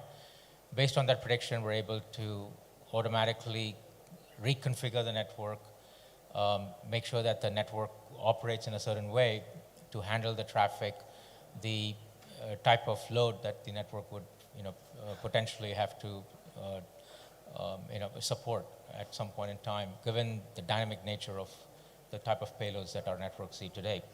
So I'm quite excited about the RIC platforms that our speakers talked about earlier.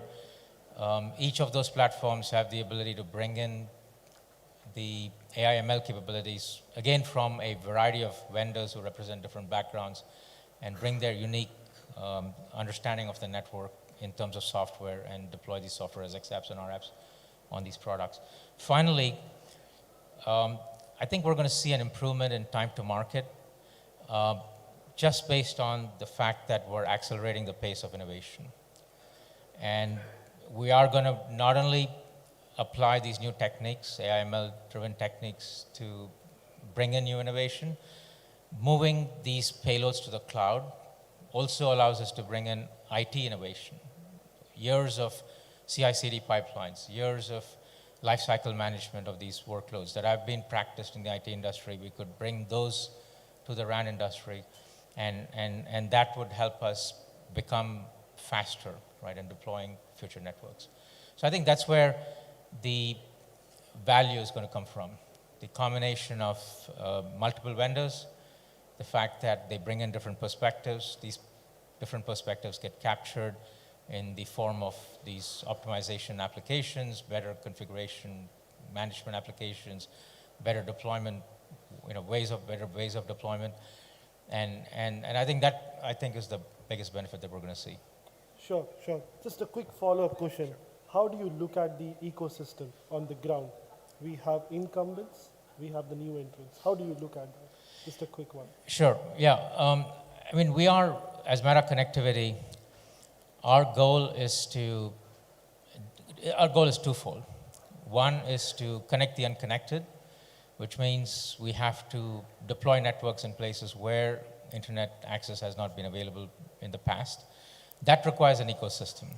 That requires different players to come in and create the right solutions that scale at the right level in order to deploy these networks that connect the unconnected.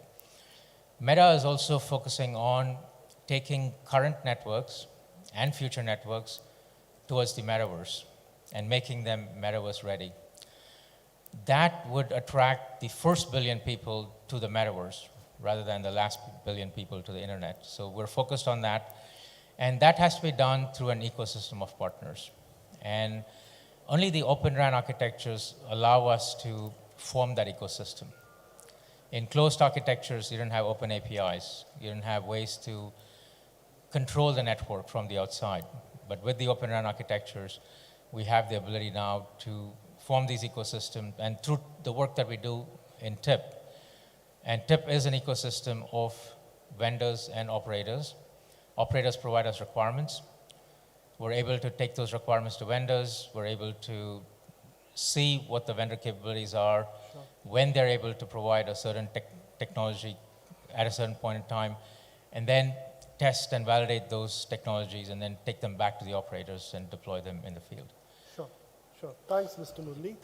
So over to Mr. Ritesh. You know, we know a lot of the legacy networks that we had, the implementations were more hardware specific. How do you look at the cost perspective? How do you look at the business and the ROIs? And in terms of, Open RAN, which is a buzz these days, a lot of entrants, a lot of people are talking about, how do you think it is going to be a mainstream in the coming years?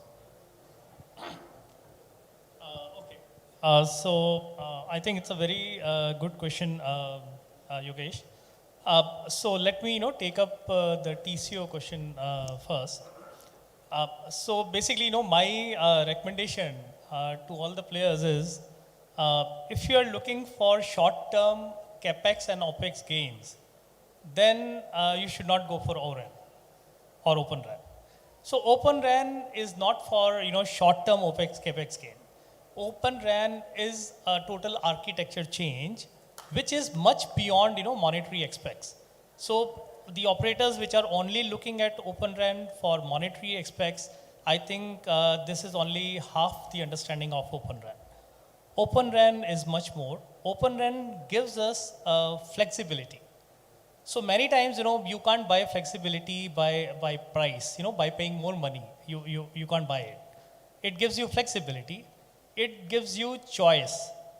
It gives you accelerated roadmaps. You want to introduce some new revenue generating use cases.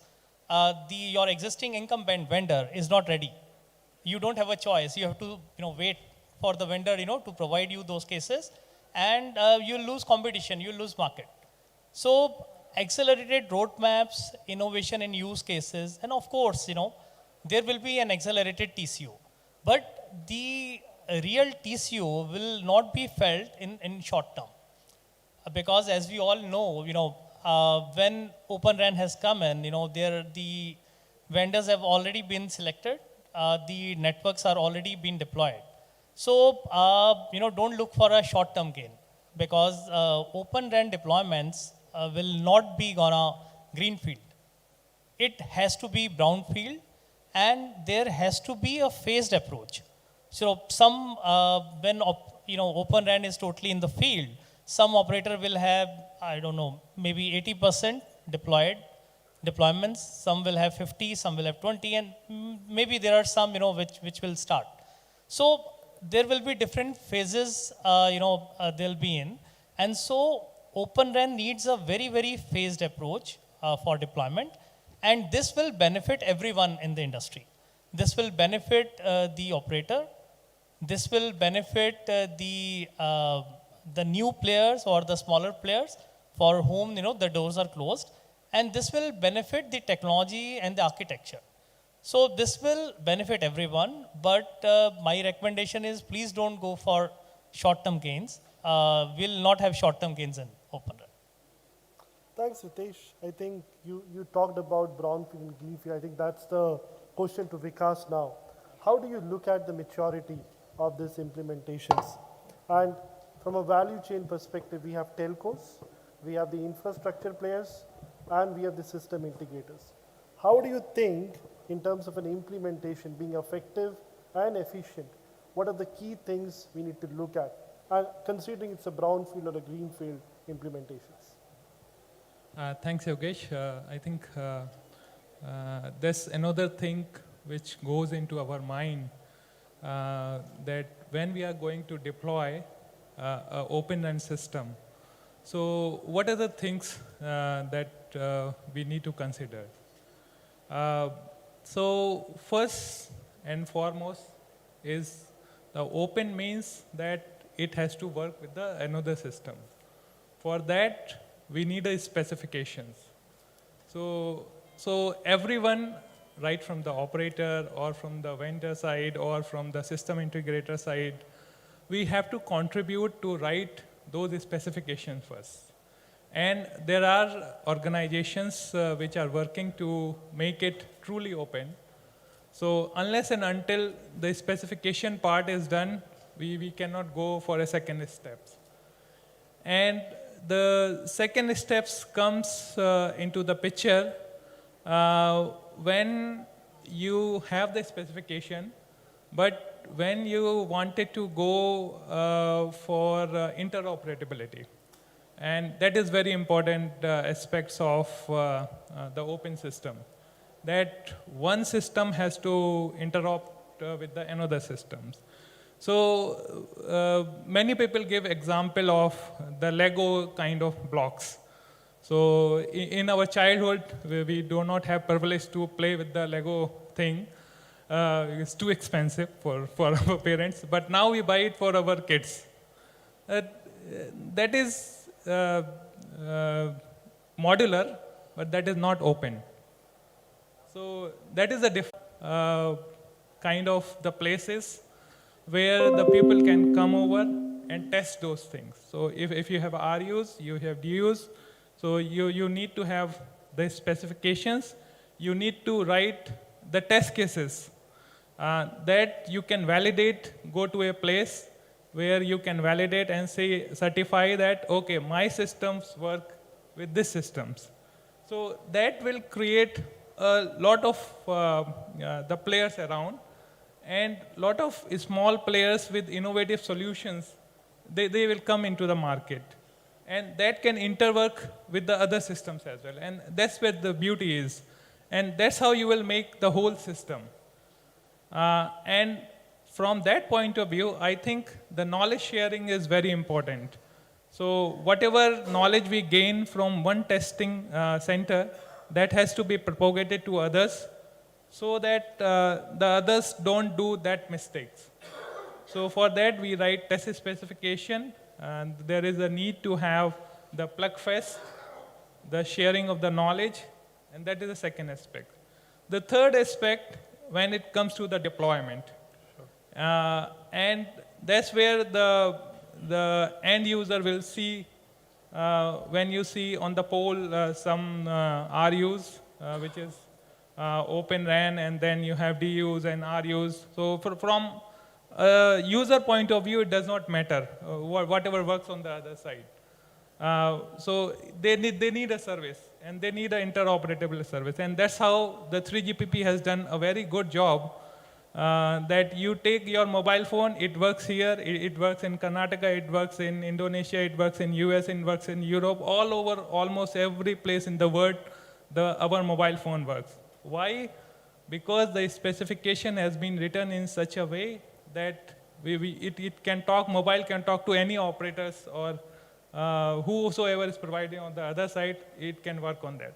The similar thing has to happen at the other side now.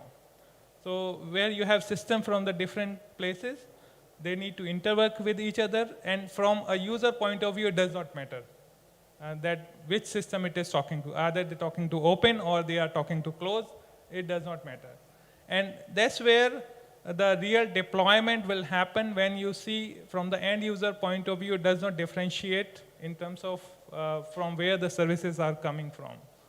And you have more improved services, and that's where the user will like it, and that's going to the deployment phase in that sense. Sure. Thanks, Vikas. So you spoke on the collaboration, you spoke on the vendor neutral networks.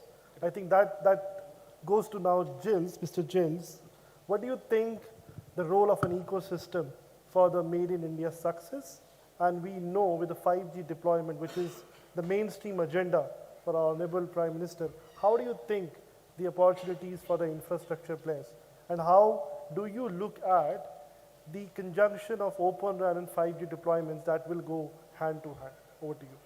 Okay, thank you, Dagesh. And a lot of good points raised by all the honorable panelists here. So what do we call ecosystem? So I think that if you are just turning to the wall, that means you have quite a large list of vendors.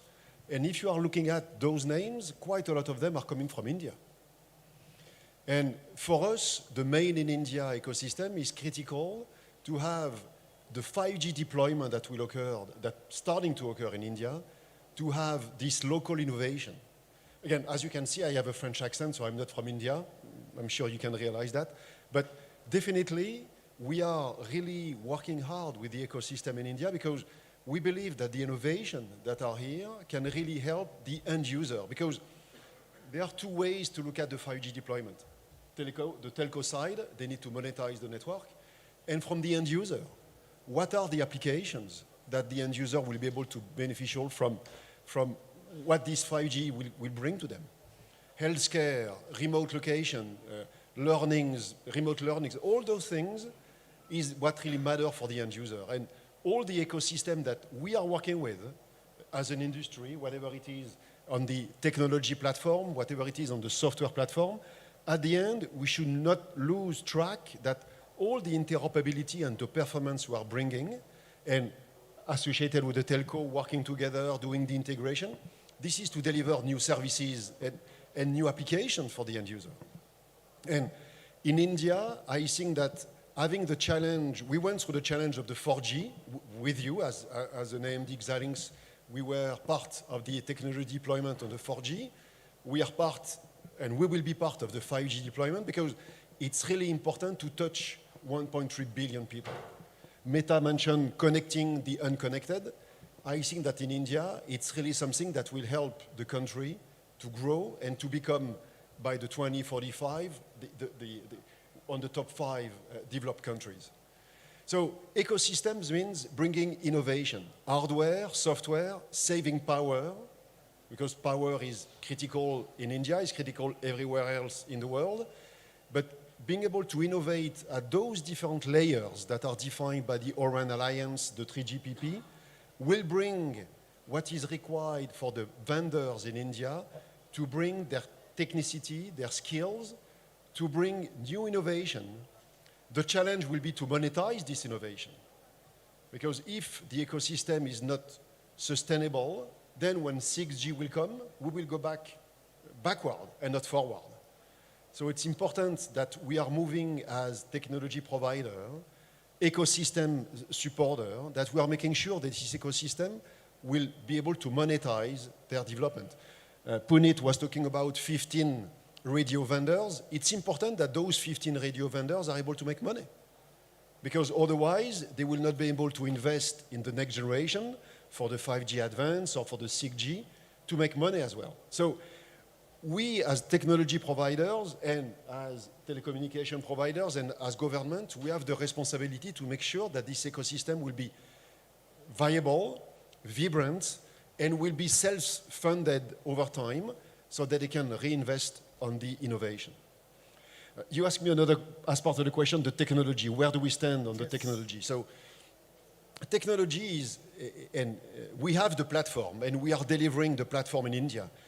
You are going through IMC. All the radios you can see, I will not say all, that will be arrogant. I'm French, so sorry for that. But most of the radios that you are seeing are powered by the AMD technology in one shape or form. And that's critical for us because this is where the very expensive spectrum that has been allocated last August to the operator need to be very efficiently used, power-wise, bandwidth-wise. Same thing on the 5G core. We are working with a lot of the operators and a lot of the ecosystem here to deploy those 5G cores and being able to save powers. I think that the question was around the number of cores, power that you need to run those systems when you are on the edge. It's very important to be power efficient. And that's what technology innovation, companies like us, like Intel, can bring to the party to make sure that at the end, the ecosystem will be able to leverage those platforms to develop new software, new systems, and being able to deliver the 5G expectations, to the 5G expectations that our operators here and the end users required for those services. Thank you. Sure, thanks, Julius. Now over to Mr. Rajesh. Our fellow panelists spoke on the ecosystem, the power being one of the biggest cost factor, connected the unconnected. How do you look at the cost dynamics? Because we have traditional radio deployments, now we have open RAN deployments. from a cost sensitivity perspective, maybe from a CAPEX and OPEX, how do you look at the true cost stacked up? Because we are a price-sensitive market at the end. Yeah, that's absolutely true. It's a very price-sensitive market, and traffic is northbound, and somehow ARPU is southbound, or maybe stagnant. So you have to balance these two things, and then how to connect these two dots. And what Ritesh was saying, I think he was saying the short term, maybe we not looked on the cost much. It's more flexibility, more better services and all that. But in this kind of scenario, I think this may not be true. It's very difficult then to bring them on the forum. If you not get any cost advantage, it's very difficult to them make a dent in the operator space. And all engineering, if you see in Puneet's slide, I have seen that second one. Before that, let me tell you, that's one survey has been done by Analysis Machine. It's a big, about 100 operators across the globe. And if anything has been expected from the Open RAN, it was the TCO first. The first category TCO, and that also is not, I mean, the range has been also around 25, 30% better cost. And it's not by the operator. In any of the discussion and deliberation, if you see, I mean, like all Open RAN vendors, they will say, tell you first thing, that is the cost will be better.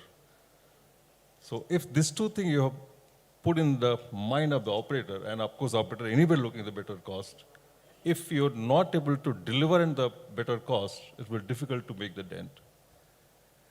And all engineering, I mean, we talked about the technologies, I think all the technologies on the panel, me and I think only Vikas in the operator side. Engineering itself seriously should be the better cost, because you using general purpose hardware, which was the proprietary hardware. You're trying to, BBU is splitting in the CU dues, so you can take the advantage of data centers where the CU can move out on the data centers. DU, I mean, BBU was anyway in traditional RAN, it was nailed to every site, so there was pooling issues because resources were not optimally used. So you can do the pooling efficiency as now. If this all suggests, they should have the better cost. As well as the rig component is there, which another component was in traditional RAN is the SON, which is the optimization part, which is outside, that's also a cost element. If that cost element also is part of the ORAN architecture, which is RIC, then some of the scaling and the integration of this should have the benefit and it should get a better cost. Coming back on the OPEX side, once you have made the light engineering, because the site has the largely on the energy cost as well as the, I mean, the hardware cost, or your form factor, the weights, both is expected to be reduced. Because you taking the CU first of some capabilities out of that BBU, so it will be lighter. And once it's lighter, of course, your energy consumption will lower. So no doubt that OPEX will be reduced, and then pooling efficiency, general purpose hardware, better ecosystem. So all these pointers are towards the better cost. But in practically, it is not true. Somehow, I mean, maybe it's a chicken egg story.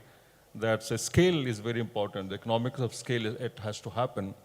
So that we have to see how we can manage the economic scale, and this what has Open RAN has promising in the market, that it will deliver better service and at the low cost should we deliver. Sure, thanks. Please. So completely agree with Rajesh on sort of the OPEX part. Right? That's a key aspect globally, not just here. ARPUs are southbound and OPEX is, and I think Rajesh covered that point on the OPEX really well. So I don't have anything to add there, but I want to just talk about ARPUs. So you know, this 5G, whether it's Open RAN or not Open RAN, is going to represent a lot of investment for all those service providers. Spectrum, infrastructure, deployment, equipment, everything is going to cost a lot of money. How would you monetize this, right? I think that's the question that at least I think about, and I'm hoping, you know, I think actually service providers also think about that. And one of the ways I think is if ARPUs are southbound, how do you create new sources of revenue? And that's where I think, you know, you're going to look to new customers, new enterprise customers, for example, new use cases, cloud gaming, to drive some additional sources of revenue that is not there in EMBB scenario where ARPUs are declining. And what you need to serve those customers, in my opinion, is ability to be able to scale your network down, maybe to on-prem solution, or create a network slice, deploy those solutions rapidly and quickly, because you're going to be serving, multiple hundreds of small enterprises, and they would need specific QoS requirements depending whether it's an industrial sector, a gaming sector, latency, bandwidth requirements are going to be different. So that ability only comes with, I think, what my panelist was also talking about, automation. You need to be able to deploy quickly, rapidly, customize over time. So that's where I think we got to create this push also on the ARPU side to push it northwards to kind of balance the two. So that's the other thing I wanted to bring out, that Open RAN potentially has a role to play there as well. Thanks, Puneet. Now we go to Mr. Ajay. So Ajay, we spoke on the ROI part. That's a long debate that we can happen among us. But how do you look at from a security perspective? Because there's also a lot of discussions which has happened. Openness and the virtualization also have a security threats in the entire stack. How do you look at, because once we have 5G, which is commercially live, there could be more challenges on the security. How do you think the Open RAN architectures and the ancillary stuff around that is going to pose the cyber issues or the digital trust issues? And how do you think, from your side, some of the considerations we need to look for? Yeah, thanks for having me here as a part of this esteemed panel. Yeah, I think security is an important consideration for Open RAN. Security is an important consideration for Open RAN, especially as you highlighted, it has open interfaces, it has multiple, ecosystem players trying to do the solution together. And lastly, and also virtualized application running on COTS hardware. So all this actually mandates something, with what is called as a zero trust solution architecture. So you need to really mandate security features right from silicon level up to the application level. And also on the transport layer, you need to have encryption. And for this zero trust, zero trust solution architecture, the developers whosoever are developing, they really need to, have the right security precautions built right from the, platform to the BIOS layer to the application layer and to the operating system. So I think if you have the zero trust solution architecture, maybe, it could really address these concerns. And, from Intel side, we understand this, and we have a couple of technologies, like what we call as SGX, PFR, we have MKTME, and we have QRT. So all this is helping to realize the zero trust solution architecture. So from an innovation perspective, Ajay, from Intel perspective, are you doing some kind of an innovation to look into that, some kind of hardware or the platforms you're having that? Sure, yeah. I'll say, yeah, I think first of all, maybe, one comment, we have discussed a lot on Open RAN and vRAN. Today, there are 30 commercial deployments worldwide, and, by operators around the world. So it's not something, which is like still in talks. These are already there. And these Open RAN architectures, I think one of the things is that they will really help you launch new innovative services for both enterprises as well as, consumer segment. And, virtualization, which we have been, I think working on in the industry for quite some time, the benefits are undeniable. Our industry has jointly proven that, this is something, the moment you have a fully programmable solution, it is really, it has cloud-like agility. And when you have end-to-end virtualization, you could run, workloads right from the cloud to the core to the edge on a single platform. Yeah. So that's what you get with virtualization. And, as regard bring the virtualization benefit to the radio access network is concerned, Intel has been, I would say, leading the way, and I think Puneet talked about the silicon vendors have to really start thinking about things which have to happen 4 years later now. And that's what, we've been doing. We have been leading the way for Open RAN and virtual LAN. And, I think most of the vRAN deployments worldwide are today running on Intel technologies. Yeah. And that's for a good reason. We have a combination of Xeon, our Xeon scalable third generation current processors, along with FlexRAN reference software architecture. So both these are, in combination, giving the right combination of performance as well as power efficiency. And, earlier this week at Intel Innovation, we had announced on our fourth generation Xeon scalable processors. So in that, we are kind of doubling our commitment to Open RAN. And, with the fourth gen Xeon scalable processors, the capacity of the radio access network is going to get doubled within the same power envelope. So this is with respect to obviously our current gen processors. So this will help to improve, the performance per watt of the radio access networks. And in addition, we heard about automation and intelligence. So we have enhanced AI/ML capabilities which are coming into our platform, which will really bring automation and intelligence into the radio access network. So this entire combination, I would say, of capacity, power efficiency, and these new AI/ML capabilities will help to improve the vRAN performance, flexibility, scalability, and most importantly, the important topic, to really reduce the total cost of ownership. Sure. And in addition to this, I think this is not all. In 2023, we are coming up with 4th gen Xeon scalable processors with something what is called as a vRAN boost. It's an integrated functionality which will go into the Xeon SoC itself. And with that, the compute power requirements are going to go down by further 20%. So in a nutshell, I'll say, this 4th gen Xeon scalable processors, they will help to supercharge the radio access networks. Our customers and our partners are quite excited about it. And I'll say, I think, Intel now has a wide portfolio of vRAN solutions. We have software tools, and we have a good ecosystem alliance. We're kind of leading, and I would say speeding the ship to fully program the radio access networks. So it's a matter of, I think we are all driving the acceleration, the momentum on O-RAN, and we should be seeing this really growing significantly in times to come. Thanks, Ajay. Yeah, Azur, you go ahead. Very quickly, a couple of points, and I'll be very brief. Security by obscurity is a thing of the past. In fact, contrary to popular belief, open is more secure. Just keep that in mind as another punchline, right? Two, Rajesh talked a little bit about costs. I think today where Open RAN components are, they can pretty much marry from a density and functionality perspective, similar to the current operating model.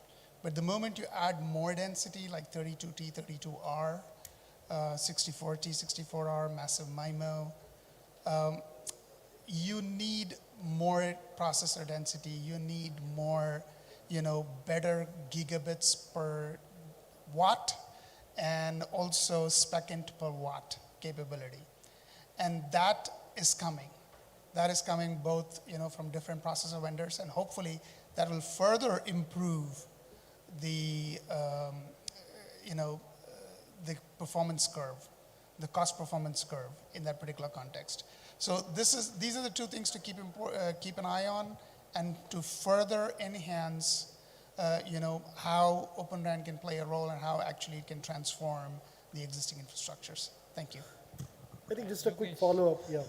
No problem. That is a very interesting question related to security, and one of the good example came to my mind. I just want to put it forward that is it like unwritten rule that the house or home has to be kept clean.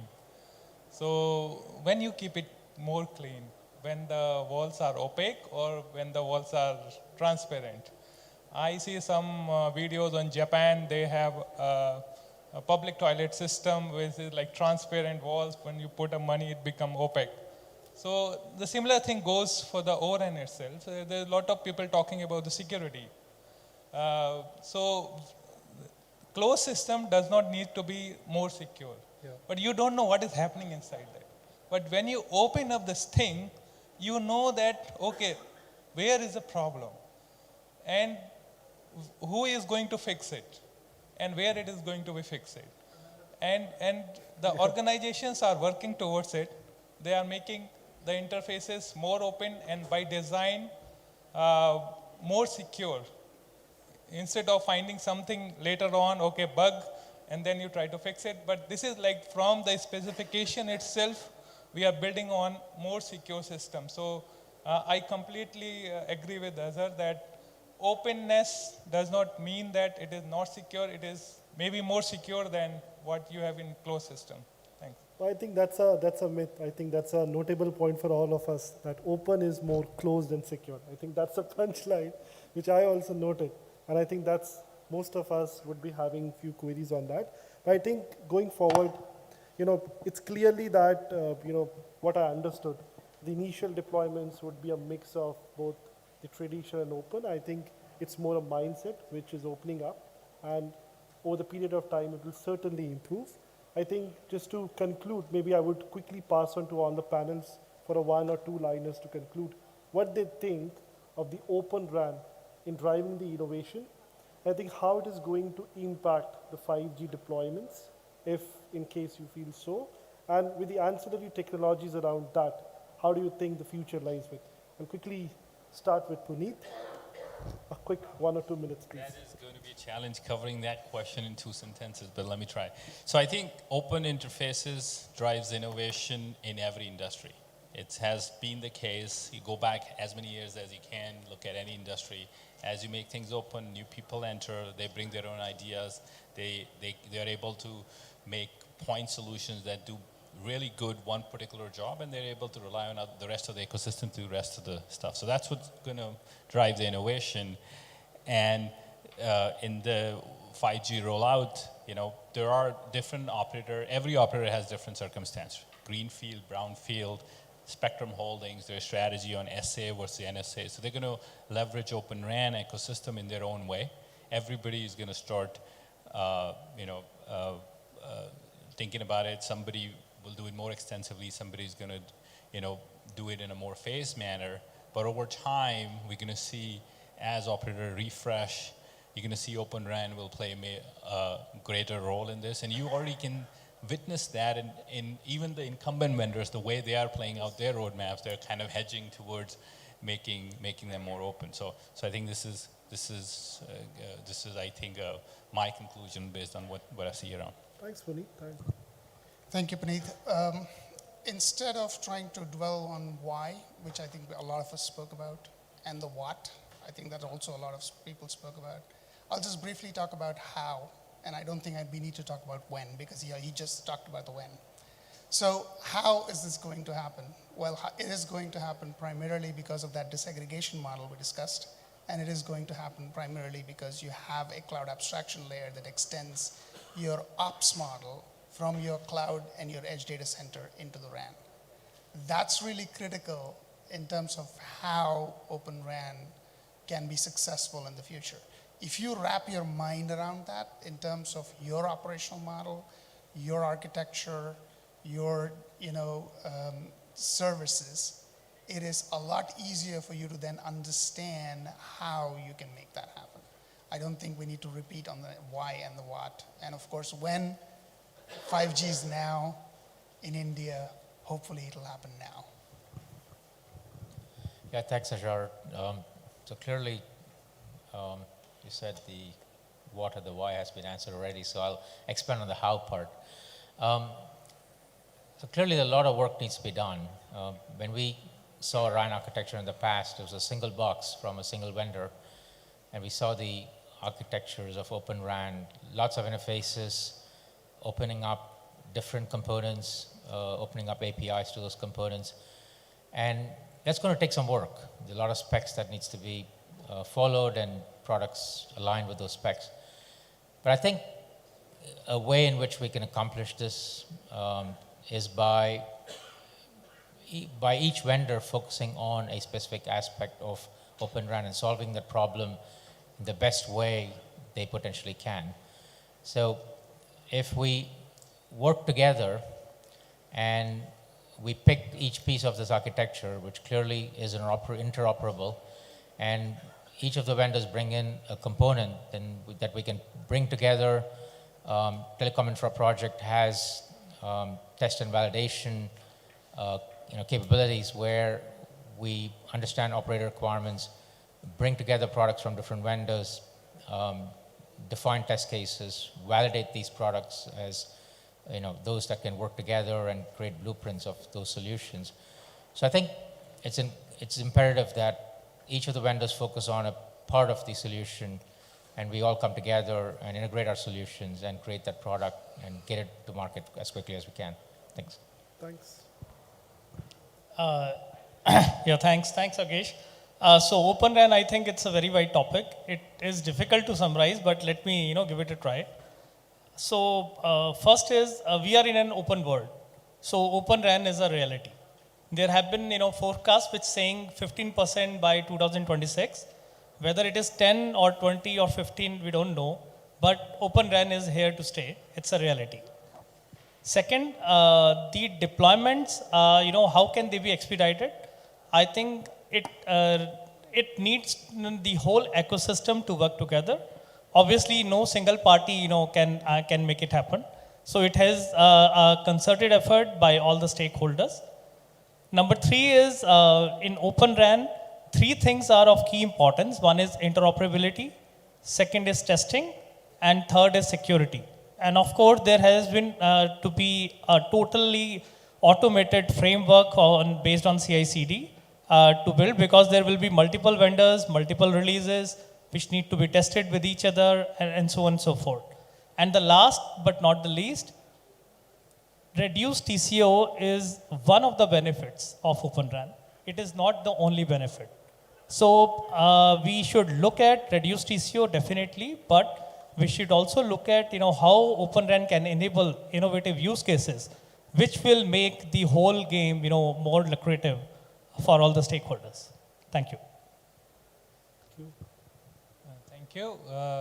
I will try to answer only in 2 sentences. Sure. So, in my opinion, somebody asked me, what is Open RAN and what it's going to do? The answer is simple. What Android phone has done 10 to 12 years before in our mobile, Open RAN is going to do same, using the applications and intelligence out of the closed system to the RAN side. Thank you. That's a great analogy. Thanks, Vikas. Thank you. So we were talking about innovation, so that's great to see the competition trying to catch up with the AMD portfolio, so that's great. But let's go to the reality. So in one sentence, I think we are talking about ecosystem. I will really like you to stop by the AMD booth as the Minister of Telecom did today to look at the ecosystem. We are talking about Made in India. We are talking about the India ecosystem for the 5G success. Stop by the AMD booth and you will see all the India ecosystem that we are working with, and that will be part of the deployment of the different telco that are here or not present as well in this panel. Thank you all. Thanks, Chills. Yeah, if you see, in Open RAN overall, what we're talking about? We're talking about everything best of breed. So if everything is best of breed, either it's a hardware, it's a software, or we're talking automations, and XApps itself is built in architecture itself, so new innovation services. So innovation is no doubt about it, it's broadening the base, multiple ecosystem will come. If all this is there, it should be the best, your performance should be also best. So we should able to deliver the best performance possible, because we chosen the best of the breed things. And now this has to be go to in the service model. So we have to, the challenge will be that how fast we can accelerate, how we can achieve the economics of scale, that it can be really deployed, not only limited to greenfield, some rural networks, some small cell segment. It has to go the micro network segment as well. Sure, thank you. Thank you, Rajesh. So I think everyone has said a lot, but I'll just like to say Open RAN is reached an inflection point of no return. And it's not a dream anymore, it's a reality. So that's what I'd like to summarize with. Thanks, Ajay. I think it's very overwhelming to see the leaders, how they think, and the convention towards the development of Made in India and Digital India. I think thanks to all the panelists and the keynote speakers for the time. It's a pleasure to have you here. I think for 2 minutes, if anyone has any question, maybe for 2 minutes, please feel free, because you may not see all the leaders together on the same stage. Maybe any question from anyone? I think I've asked enough already.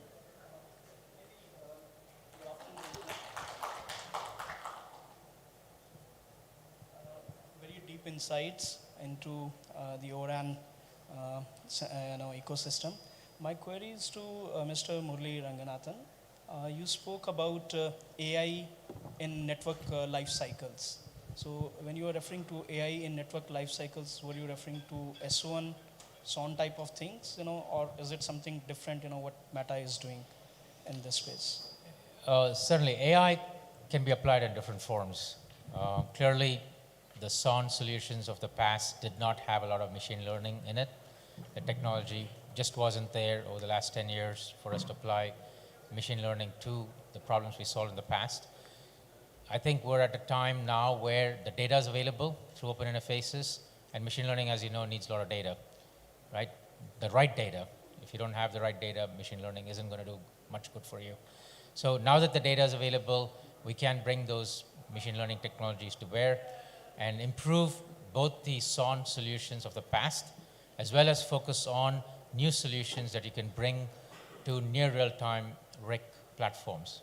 Because those solutions that you would now start dreaming about for near real-time RIC, where data collection happens fast, control of the RAN functions happens fast, those use cases were never thought about in the past. It was never possible in the past architecture. So that's where a lot of the ML capabilities will be seen.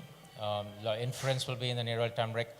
We also are looking at ways to train models in the non-real-time RIC or near real-time RIC, and then push them down even to the CU and DU layers for inference. So not even near real-time inference, but real-time inference down at those layers. So you're going to see a lot of ML going forward in 5G and 6G for sure. I think with this, we would like to end this session. A big thank you and applaud for all the panelists. Thank you for all your time. It's a pleasure to have you. Thank you. Thank you. Sorry? Oh, sorry. You have to do.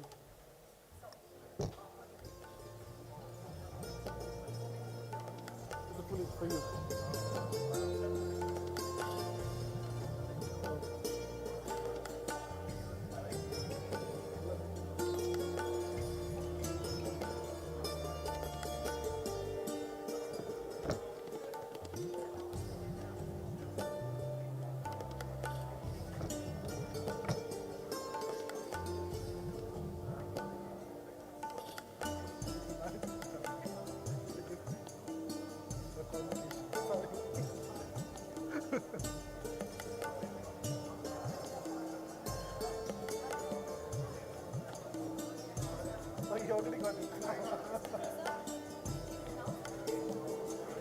Hi guys, there's another session lined up. Please stay tuned for another 5 minutes.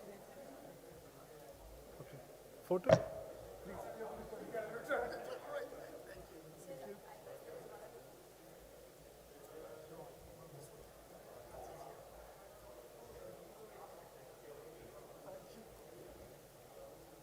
Move to the next one.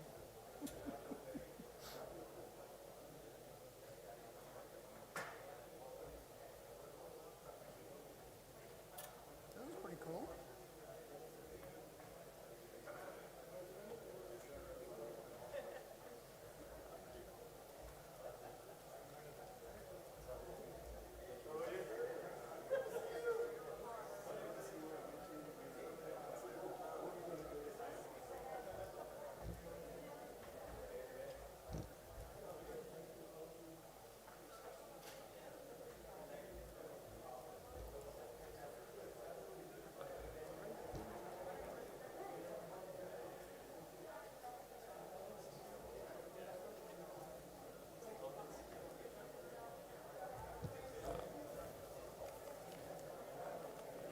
Hi guys, we have another session. I think we already have some of the panelists here, I think.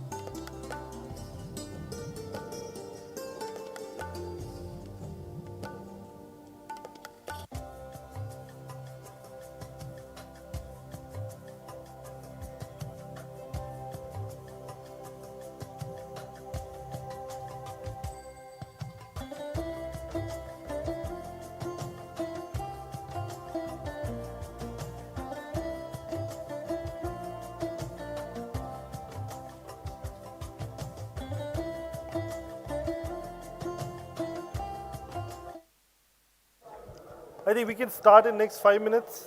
If we can all settle in, please.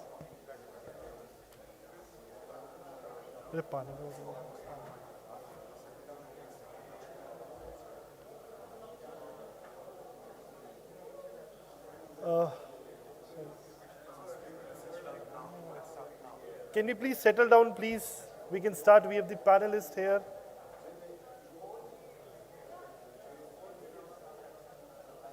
Please, I know we are over time. Let's start. No, I think, no, I think, let me.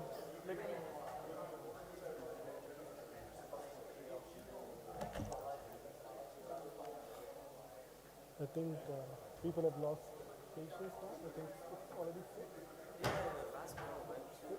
this, it's this previous one. Yes, I will call one by one because. And then once the panelists are in, right, lunch time, you will see. Okay. Yeah. So you have given the. Yeah, it's already. I'm just waiting for you. Yeah. Okay. Please settle down and bring the people from outside if you. Thanks, Jill. Bye. So we can start.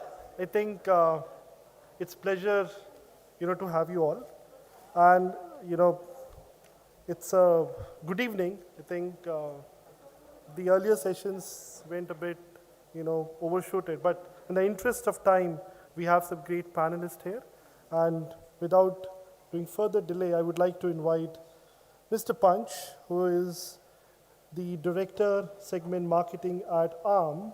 He has the industry experience in business strategy and product management.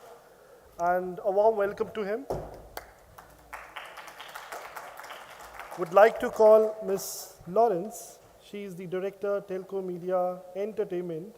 She has more than 20 years of experience in international sales, marketing, and partner management.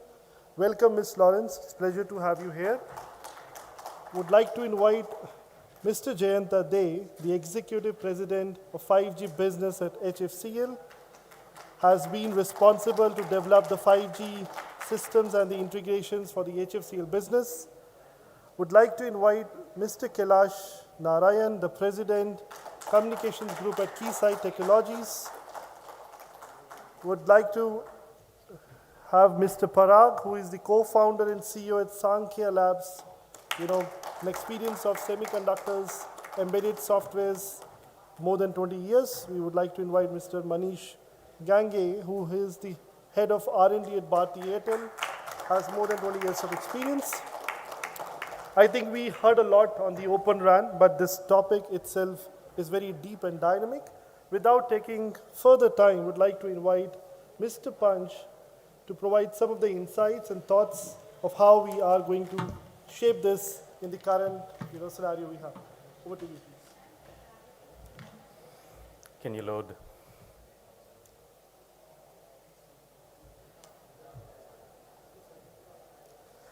Can you guys hear me okay?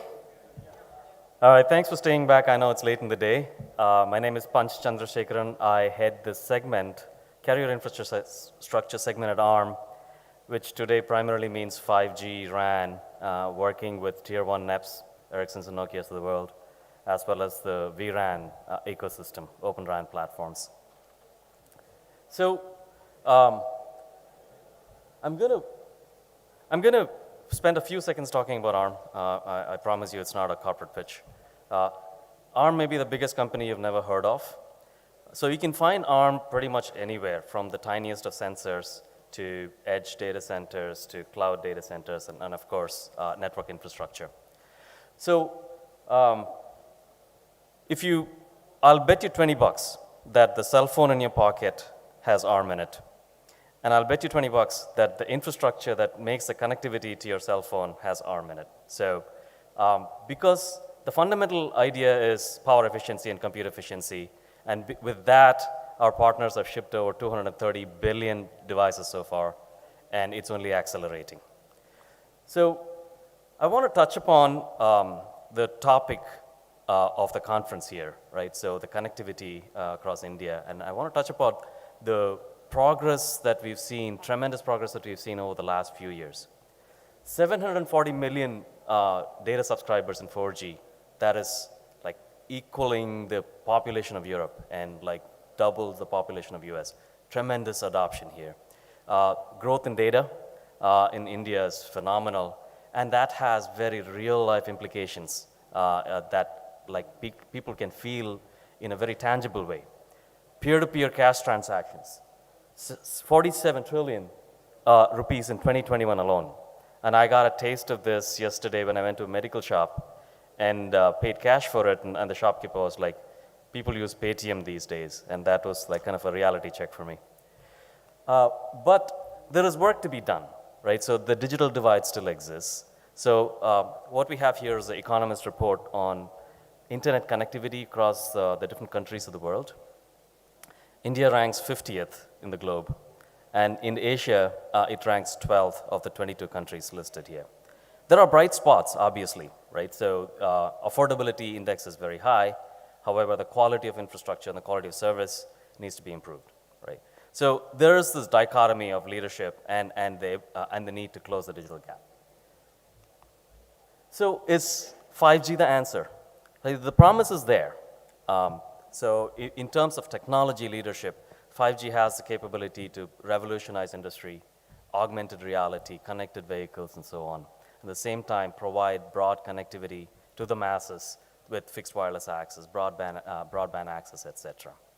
But what does it actually take to make that happen, right? So I think there are three key elements to providing that. Scalability, power efficiency, the last panel talked about it a lot, and I'll touch upon that too. And TCO, lowering the TCO, and the last panel talked about it a lot, and I'll touch upon that too.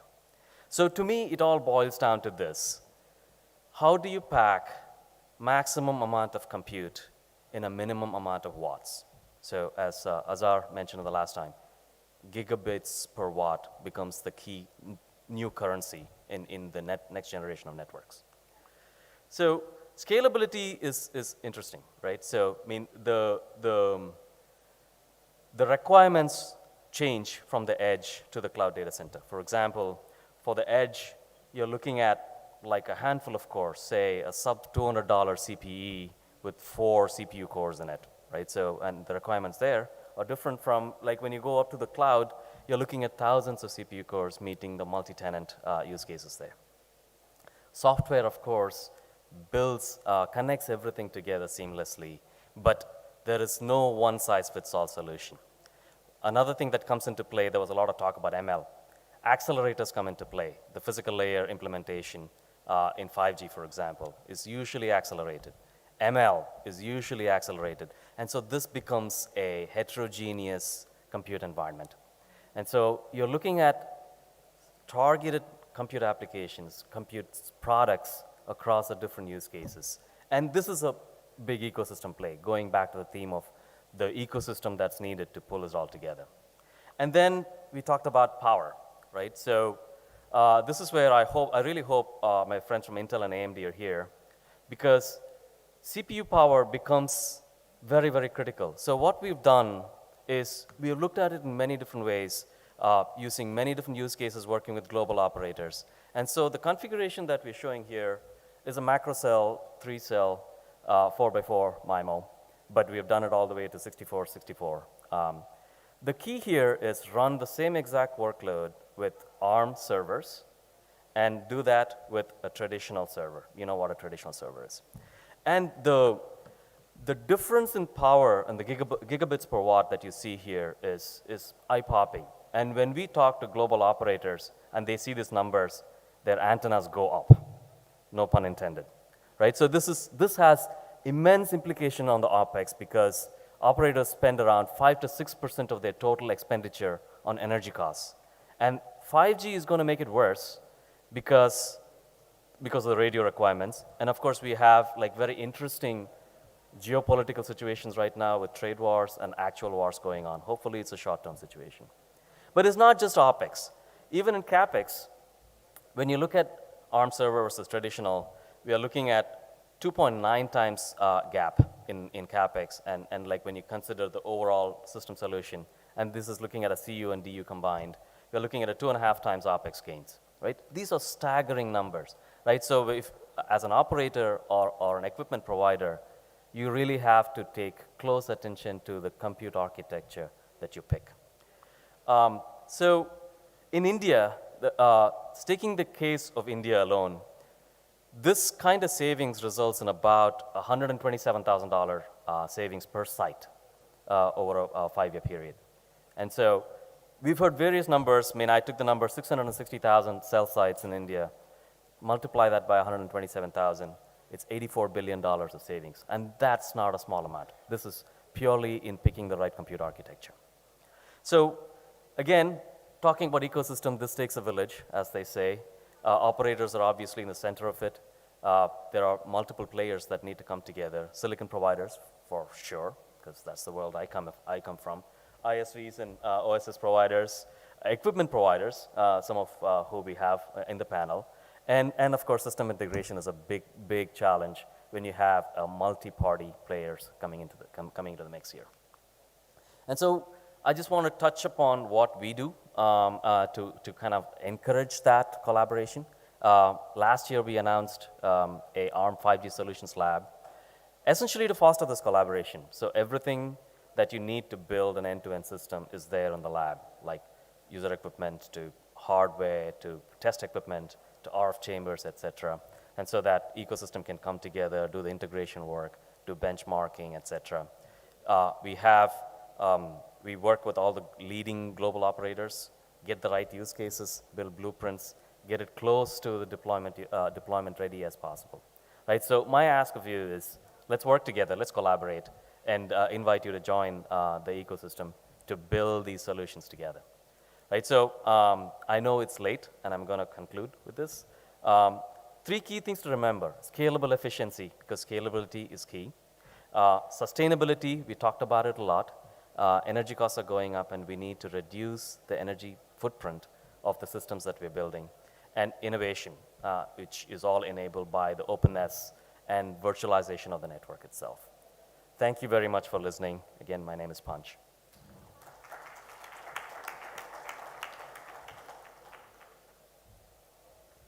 Thanks, Panch. I think that was really quick, but very insightful as well. I think now we have the panel members who would like to ask some of the questions. So the first one to Ms. Lawrence. You know, we have all heard on the Open RAN in the last session, but would really like to understand your views. How do you look at from an implementation perspective? So we've discussed about the value chain, where you think it's going to benefit the most, and how do you look at the implementation to go in a very efficient way? What are the key considerations you look for? Okay, good, it's on.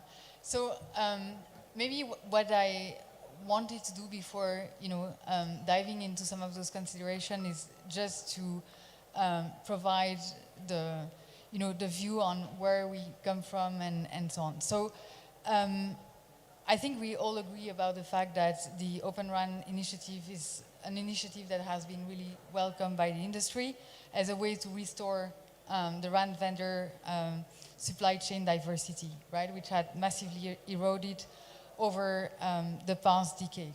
And it achieves that through 2 levels of disaggregation. The first one, which is the horizontal one, and focuses on the standardization of the interfaces between the different RAN functions.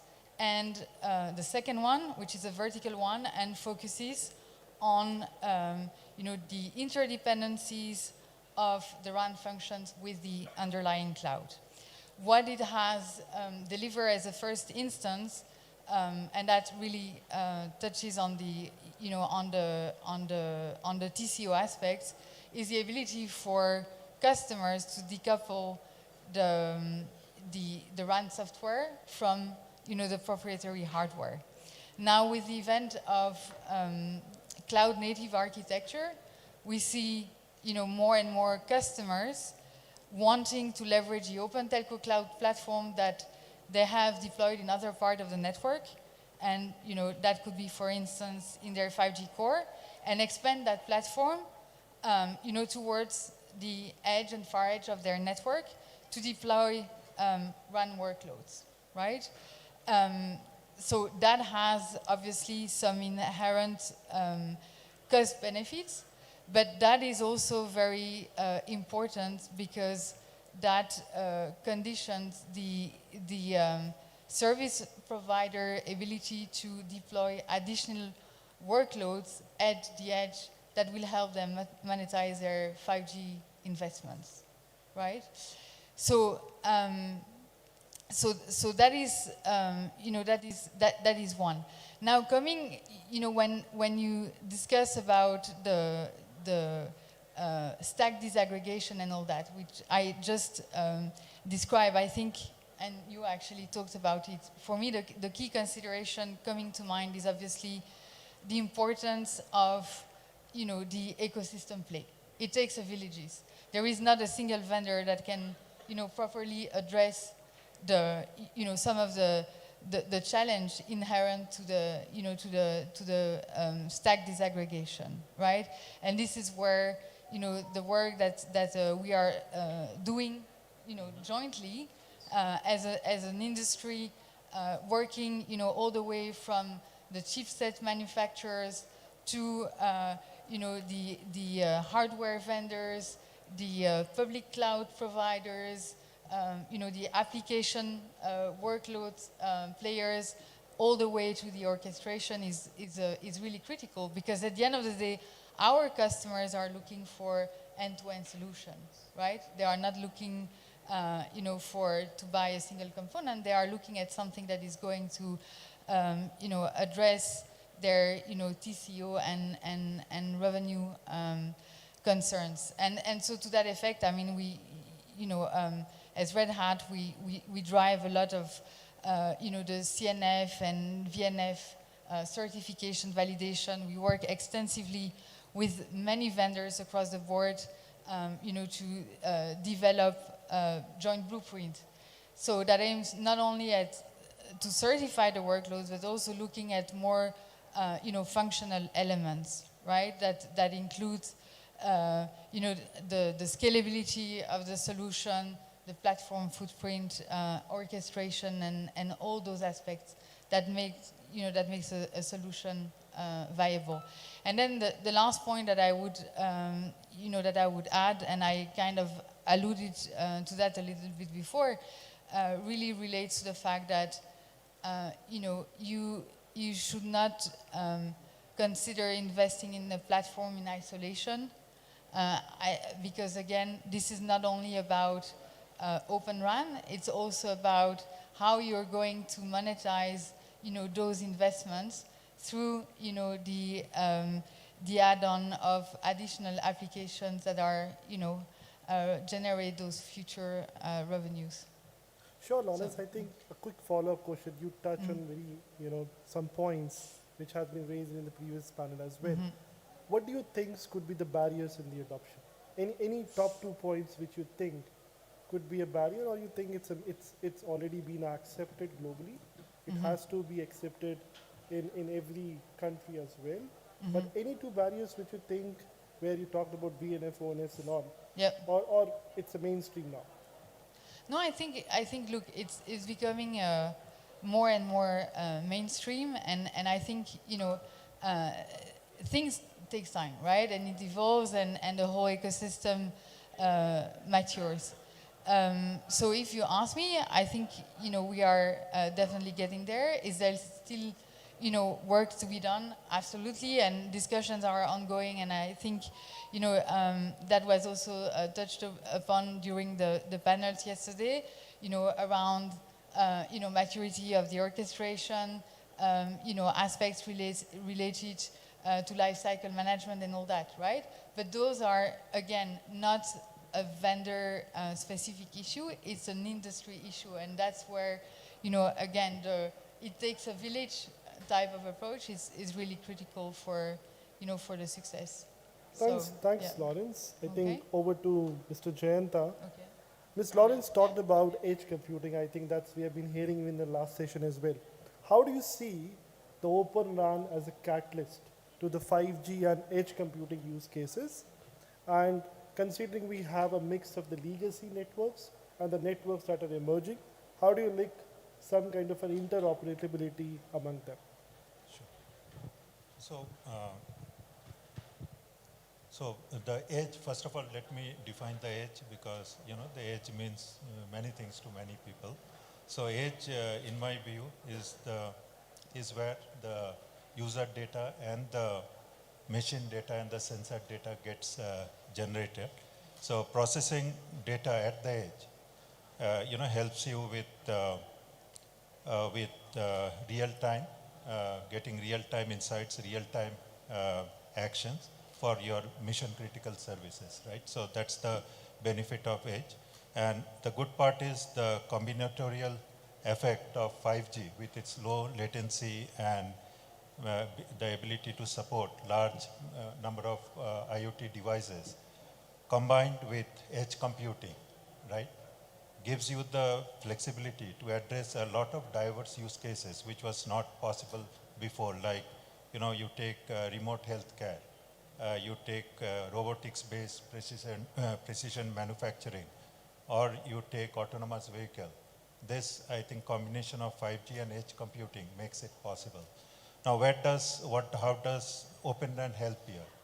Open RAN helps you have flexible deployment options to address the diverse use cases. Now, in Open RAN, using Open RAN, your workloads can run on bare metal, on-premise, or on cloud. So using Open RAN, you can have very flexible deployment options to address the diverse use cases. Secondly, because of Open RAN, it is much easier to integrate with the existing IT infrastructure of an existing enterprise, right? So these are the benefits I see, Open RAN helping in addressing some of the use cases related to edge computing. And how do you look at, from an infrastructure standpoint, because for an edge to happen, we need an IoT ecosystem. We need a high-speed content delivery networks. That remains a challenging part as well. Would you like to share any insight, any view on that? Yeah. So, first of all, here, for all these things to happen, a number of things have to come into place. So one of it, is the end-to-end network. It is just not about about the radio network, the transport network, or the core. End-to-end, the network has to have low latency if we talk about some of the edge computing use cases, right? Similarly, how do you have compute at the edge, right? It is one thing to be able to manage a centralized cloud. When you talk about edge cloud, which has very low compute, right, where power availability may be an issue, how do you automate management and orchestration of the edge devices, right? So those are some of the challenges, and fortunately today there are solutions out there, including from Red Hat, OpenShift, which helps address some of those challenges. Sure. Thank you, Mr. Jayanta. I'd like to go to Mr. Kailash. From a deployment of Open RAN perspective, what kind of test challenges you envisage, and how can that standards of the testing can be implemented in a better way? Great. Thank you for the question. And just wanted to pick up on the previous panel's discussion. We're very bullish about ORAN. Of course, it brings in a lot of innovation and new applications, but it's not going to be easy. And as the gentleman from Capgemini talked about, if you are interested in a quick reduction in OpEx or CapEx, that's not ORAN. However, if you persist with it and overcome the challenges, it promises a lot of benefit. From a test, I'd like to reframe the discussion not necessarily as a test challenge. It's really an enablement challenge. How is this technology going to be enabled? How is the deployment going to be enabled? You look at ORAN. With the disaggregation, you have many different components, many different subsystems. So testing is not only going to have to happen, and enablement is not only going to have to happen at the component level or the module level. You need to have that. You need to have module-to-module interoperability. You need to have wraparound testing capabilities on subsystems and systems. So that's in and of itself an n-dimensional problem. On top of that, testing needs to address typical situations like conformance, radio compliance, things of that nature. We talked about interoperability testing, but deployment is going to be a huge challenge, right? Deployment enablement and deployment performance, functional capabilities, security, robustness, these are additional challenges that the industry has to overcome. So we provide those capabilities. For example, you can look at an open DU unit, and you may implement some measurements in the open DU unit to, let's say, assess your RIC applications or XApp applications performance. However, that might result in a power increase or energy consumption increase elsewhere in the network. So testing really needs to be all-encompassing, and it needs to be at a whole system level. The other thing we look at is you've got hundreds and thousands of cell sites, and you have hundreds and thousands, and millions of cell subscribers. How are you going to emulate all of this ahead of deployment? So AI/ML technologies do come into play, and we have to figure out how to train those AI/ML algorithms, create data sets, train those data sets, emulate all of that in the lab before live deployment. And that's not easy. And in cases where you don't have the data sets, you have to rely on synthetic data, things of that nature. So that's another type of an enablement challenge we need to overcome. The previous panel talked about security. Clearly, with so many different components and subsystems, the threat surface is a lot higher. They said open is more secure. It is, by definition, it is not more secure. We have to make it more secure. So DevSecOps technology, factoring in fuzzing and DOS and port vulnerabilities, protocol vulnerabilities, all of those aspects have to be checked out. This is a new dimension. Unlike, you don't have one throat to choke anymore, and you have to figure out exactly where the problem is, and you need to enable all of the touch points to identify the security challenges. So this is a new dimension. And then finally, energy savings and consumption is a big deal. O-RAN right now is lagging. It is early stages, but it is lagging from an energy consumption and energy efficiency perspective.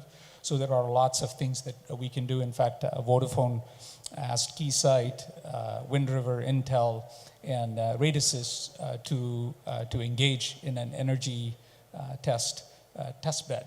And it is a multi-entity type of a marketplace. So many of these test beds and partnerships have to be created, and we were able to prove the energy efficiency of networks. But that's just a starting point. So a whole new test regime has to be built around security and energy efficiency as well. Okay, that's good. I think a follow-up question, so there could be some of the changes. We have a draft telecom bill on the way. At the same time, we have some security frameworks in place. How do you think, will it require a major revamp or from an Open RAN perspective? I don't look at Open RAN as a standalone. It's an amalgamation of the other things going together, be it an automation, AI/ML, orchestration, virtualization, software operating networks and all. How do you look at the current framework? Anything from your perspective, things can be taken into consideration? Yeah, well, first of all, operators, and I have some of my colleagues here, they really have to look at the roles and responsibilities. It is a multi-entity marketplace, so operators really need to look at how to orchestrate this. What roles have to be played by the different subsystem vendors, and what are the different touch points and handover points. That really needs to be thought through. Testing and enablement needs to be thought throughout the entire life cycle, and this is where we have a role to play.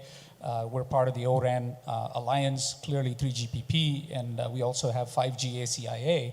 These are standards that can be brought to bear from that perspective. From a security perspective, particularly 3GPP SCAS is a good starting point. We would recommend, our position is that it should be mandated on ORAN networks. And many of the zero trust frameworks can be adopted, and these are things that we are going to be enabling going forward. Sure, that's a great insight, Kailash. Over to you, Parag. Portability and vendor blocking that comes with the existing open COTS DU systems and the platforms. What are your views on that? How do you think the situation we have currently, and how that is being looked at, over the next 2 to 3 years? Yeah, I think most of the panel members earlier and now have spoken about Open RAN in one way or the other. I just want to take a step back and say, why is Open RAN feasible today, right? It's riding on back of Moore's law, which is actually tapered off. You got the new things in semiconductors called domain-specific architectures that allow you to scale up. So if you look at, we have an equivalent of, or a corollary to Moore's law that I call the law of abstraction, which actually states that every 10 years your level of abstraction has to grow up. Otherwise your productivity doesn't improve. So just to look at it in the software world, if you look at in the early 90s when people built software, you had to port that software to a whole bunch of platforms, and that was a nightmare.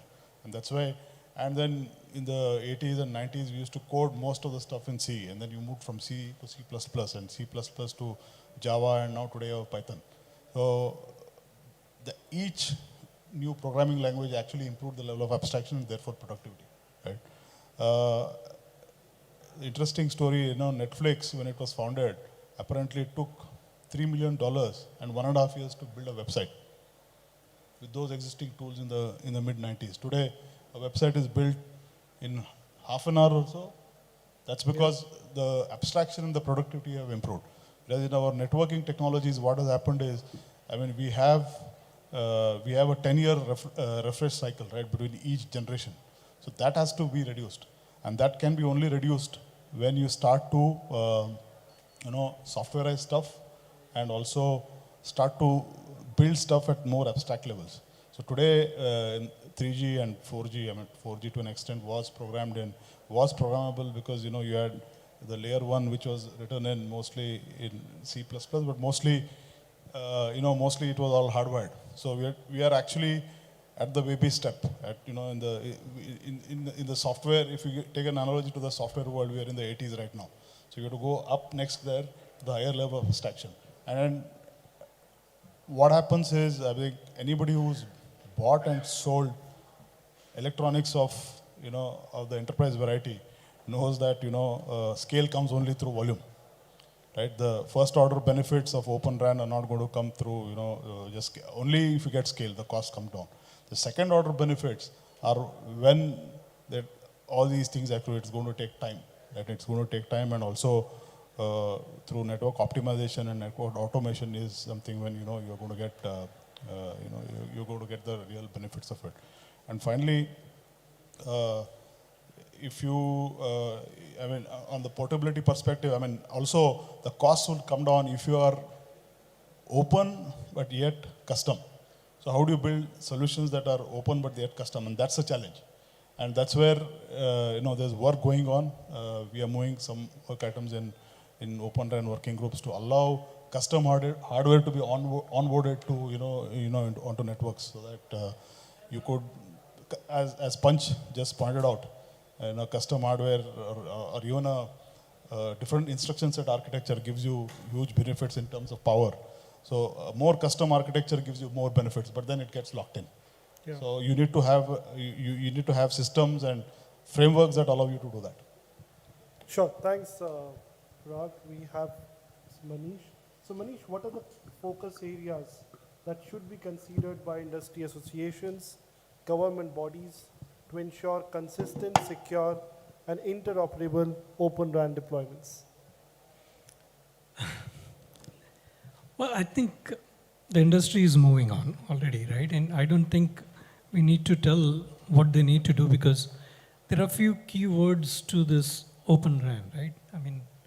There is openness, there is disaggregation, there is cloudification or virtualization, and there is a diversity, right, that we're looking to build.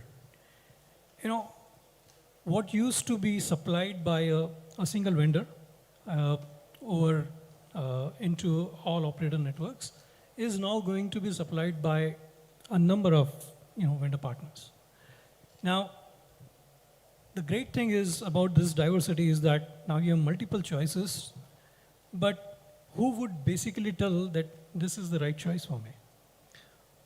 How do we make sure that component A coming from vendor A and component B coming from somebody else will talk to each other out of the box, right? I mean, the whole premise of Open RAN is that we are able to bring in standard interfaces, disaggregate the hardware and software, disaggregate the hardware component from each other. There is a challenge that we are creating in front of the operators, right? I must say, because, what used to be sold to me by one guy, now there are 20 people come to sell me, okay? I still have to figure out who's right, who's wrong, and how do I make them, interoperate. There are, efforts that are happening. And you would see that, for example, when components have to talk to each other, there are forums like TIP is doing, right? OTIC from the ORAN Alliance, who are setting up these labs where they're basically bringing solutions from different players, trying to create a blueprint, define a test, test environment, test cases, and certify them against those, right? This is happening at the subsystem or sub-component level, which you can actually buy. But then there is another interesting problem that Kailash also alluded to, right? There are solutions that you need to build which are not in a state that you can interoperate with anybody else, right? How do you make sure that you are able to test it out in your development cycle? And some of these tools, thanks to our friends, are very expensive, right? And not easy. So not that all the startups can actually buy them, right? So this is where I feel the government has to play a little bit of a role. At least Government of India has played certain role. They gave a significant amount of money to all the IITs and a few more organizations to set up what we call the testbed, 5G testbed, right? The whole premise of that 5G testbed was that anybody who goes and builds these subsystems and components can go in those testbeds, test it out, and mature it. And when they are matured, they bring it into the the labs like TIP and OTIC, or into operators' lab. I mean, the operators have different level of maturity, right? There are some operators who can test everything, right? There are operators who will not be able to test. So there are environment of this kind where interventions are needed. Few of them are there, but much more is needed. And I feel much more is needed at the sub-component level, where there is significant amount of development work that takes place, and there is this assurance needed that when I bring this solution out, it is in good shape to interact with somebody else. So Manish, being at the operator side, you have a legacy systems, okay? Now this is an openness which is coming out. How do you think this, a combination is going to work? Because you cannot just wipe out the traditional architectures you had. Yeah. So how do you look at in terms of an actual problems on ground? Are they going to resolve, or it will take its own time? Because that has an impact on the 5G deployments as well. Look, brownfield networks is a reality. I mean, you cannot wish it away. In greenfield environments, building Open RAN based solution, right, is fairly simple, okay? And please don't quote me, simple as in really simple, right? Simpler. Simpler, that's the word. And then you have seen the examples, right? In Europe, in North America, in Japan, there are networks coming up greenfield, and they have had their challenges. They have gone through, their own maturity cycles.